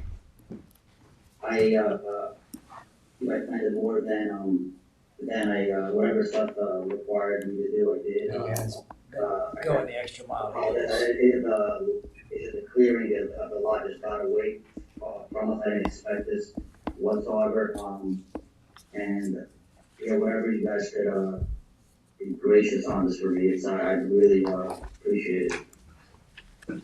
The more the better. So, We'll leave it up to you. So are they now in compliance? Yeah, they're literally their survey, the survey that I decided was inaccurate, was showing them in compliance the last time I looked at it, so. Okay. I've gone in, I've added 200 to 300 more plants, and I believe that this is The best the we best can we're do. gonna get for this site. Okay, so we'll hold Kate till we get rid of this, okay?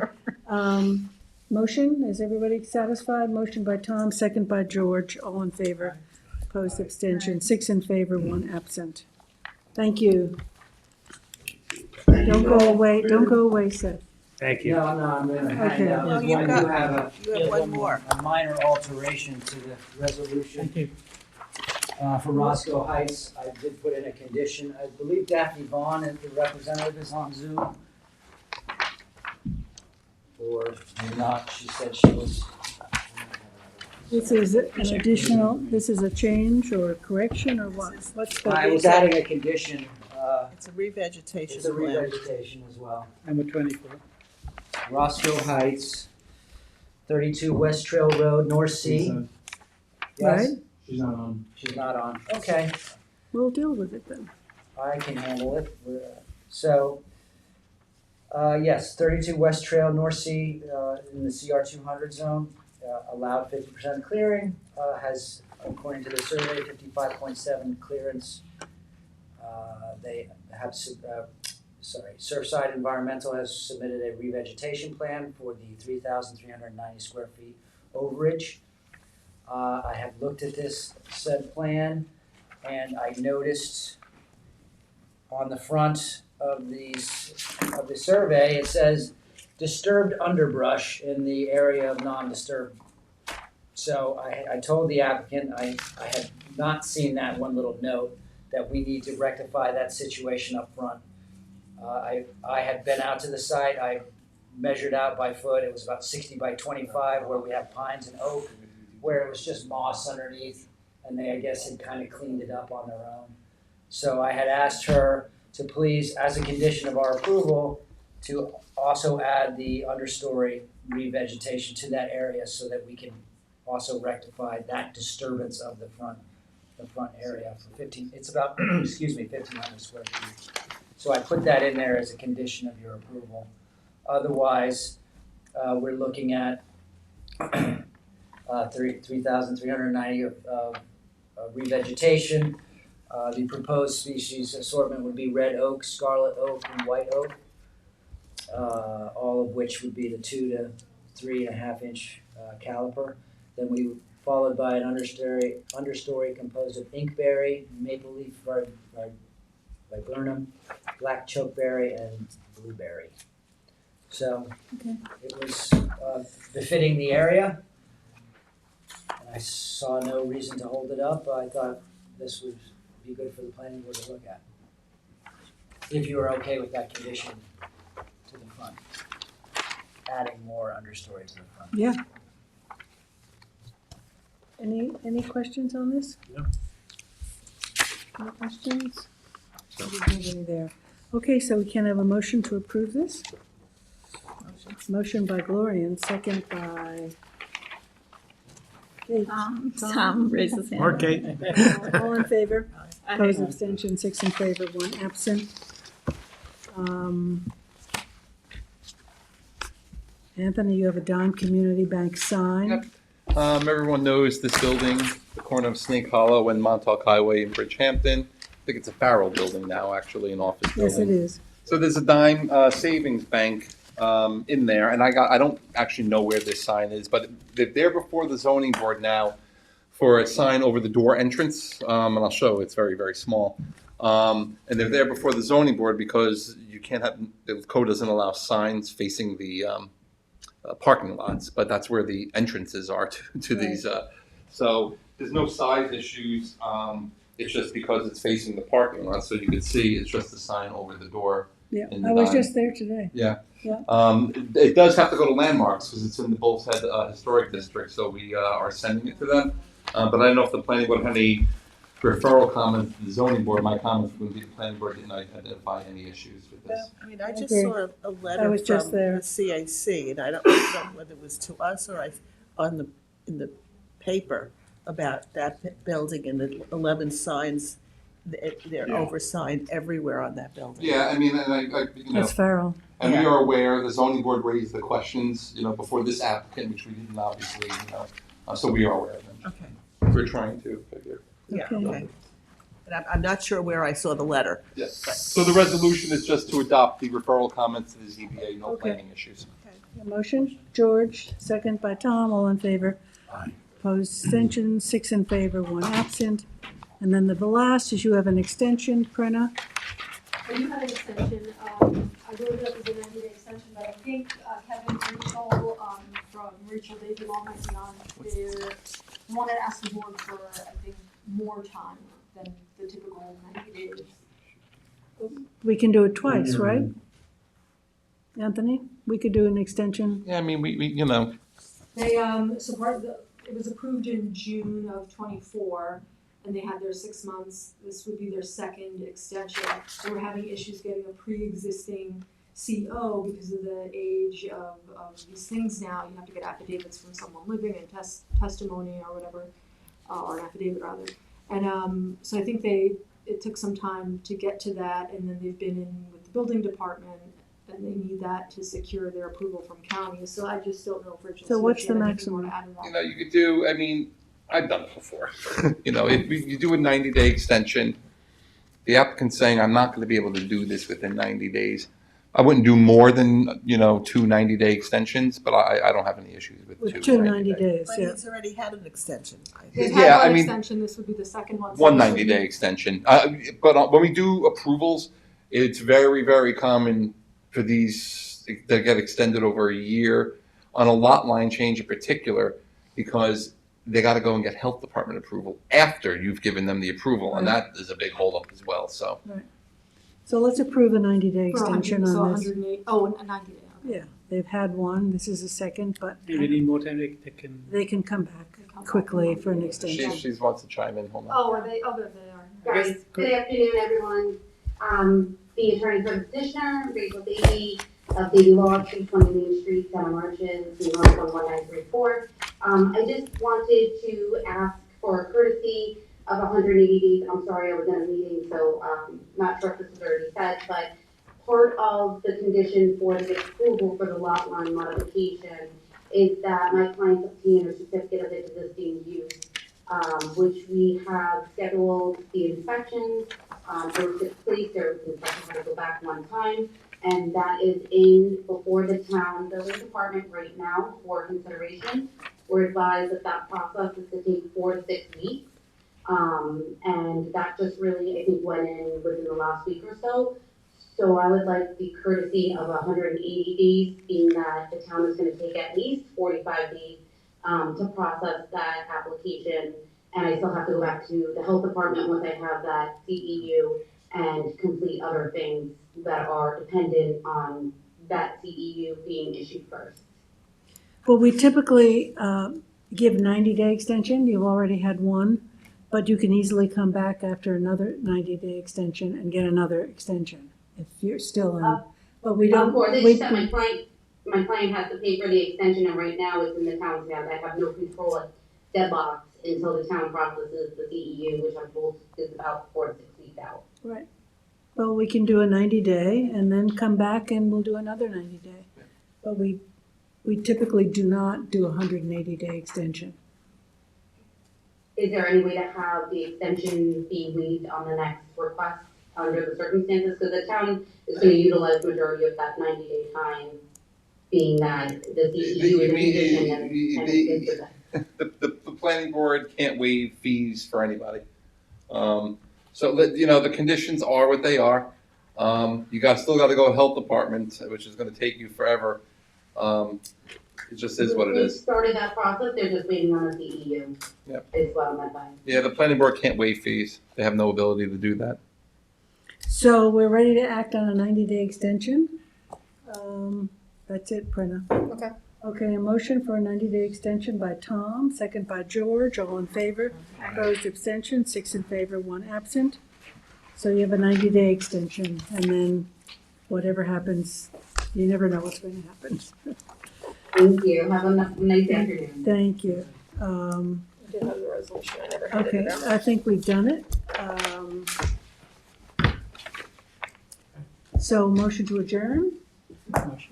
George, second by Tom, all in favor. Opposed, abstention, 6 in favor, 1 absent. So you can turn off your mic.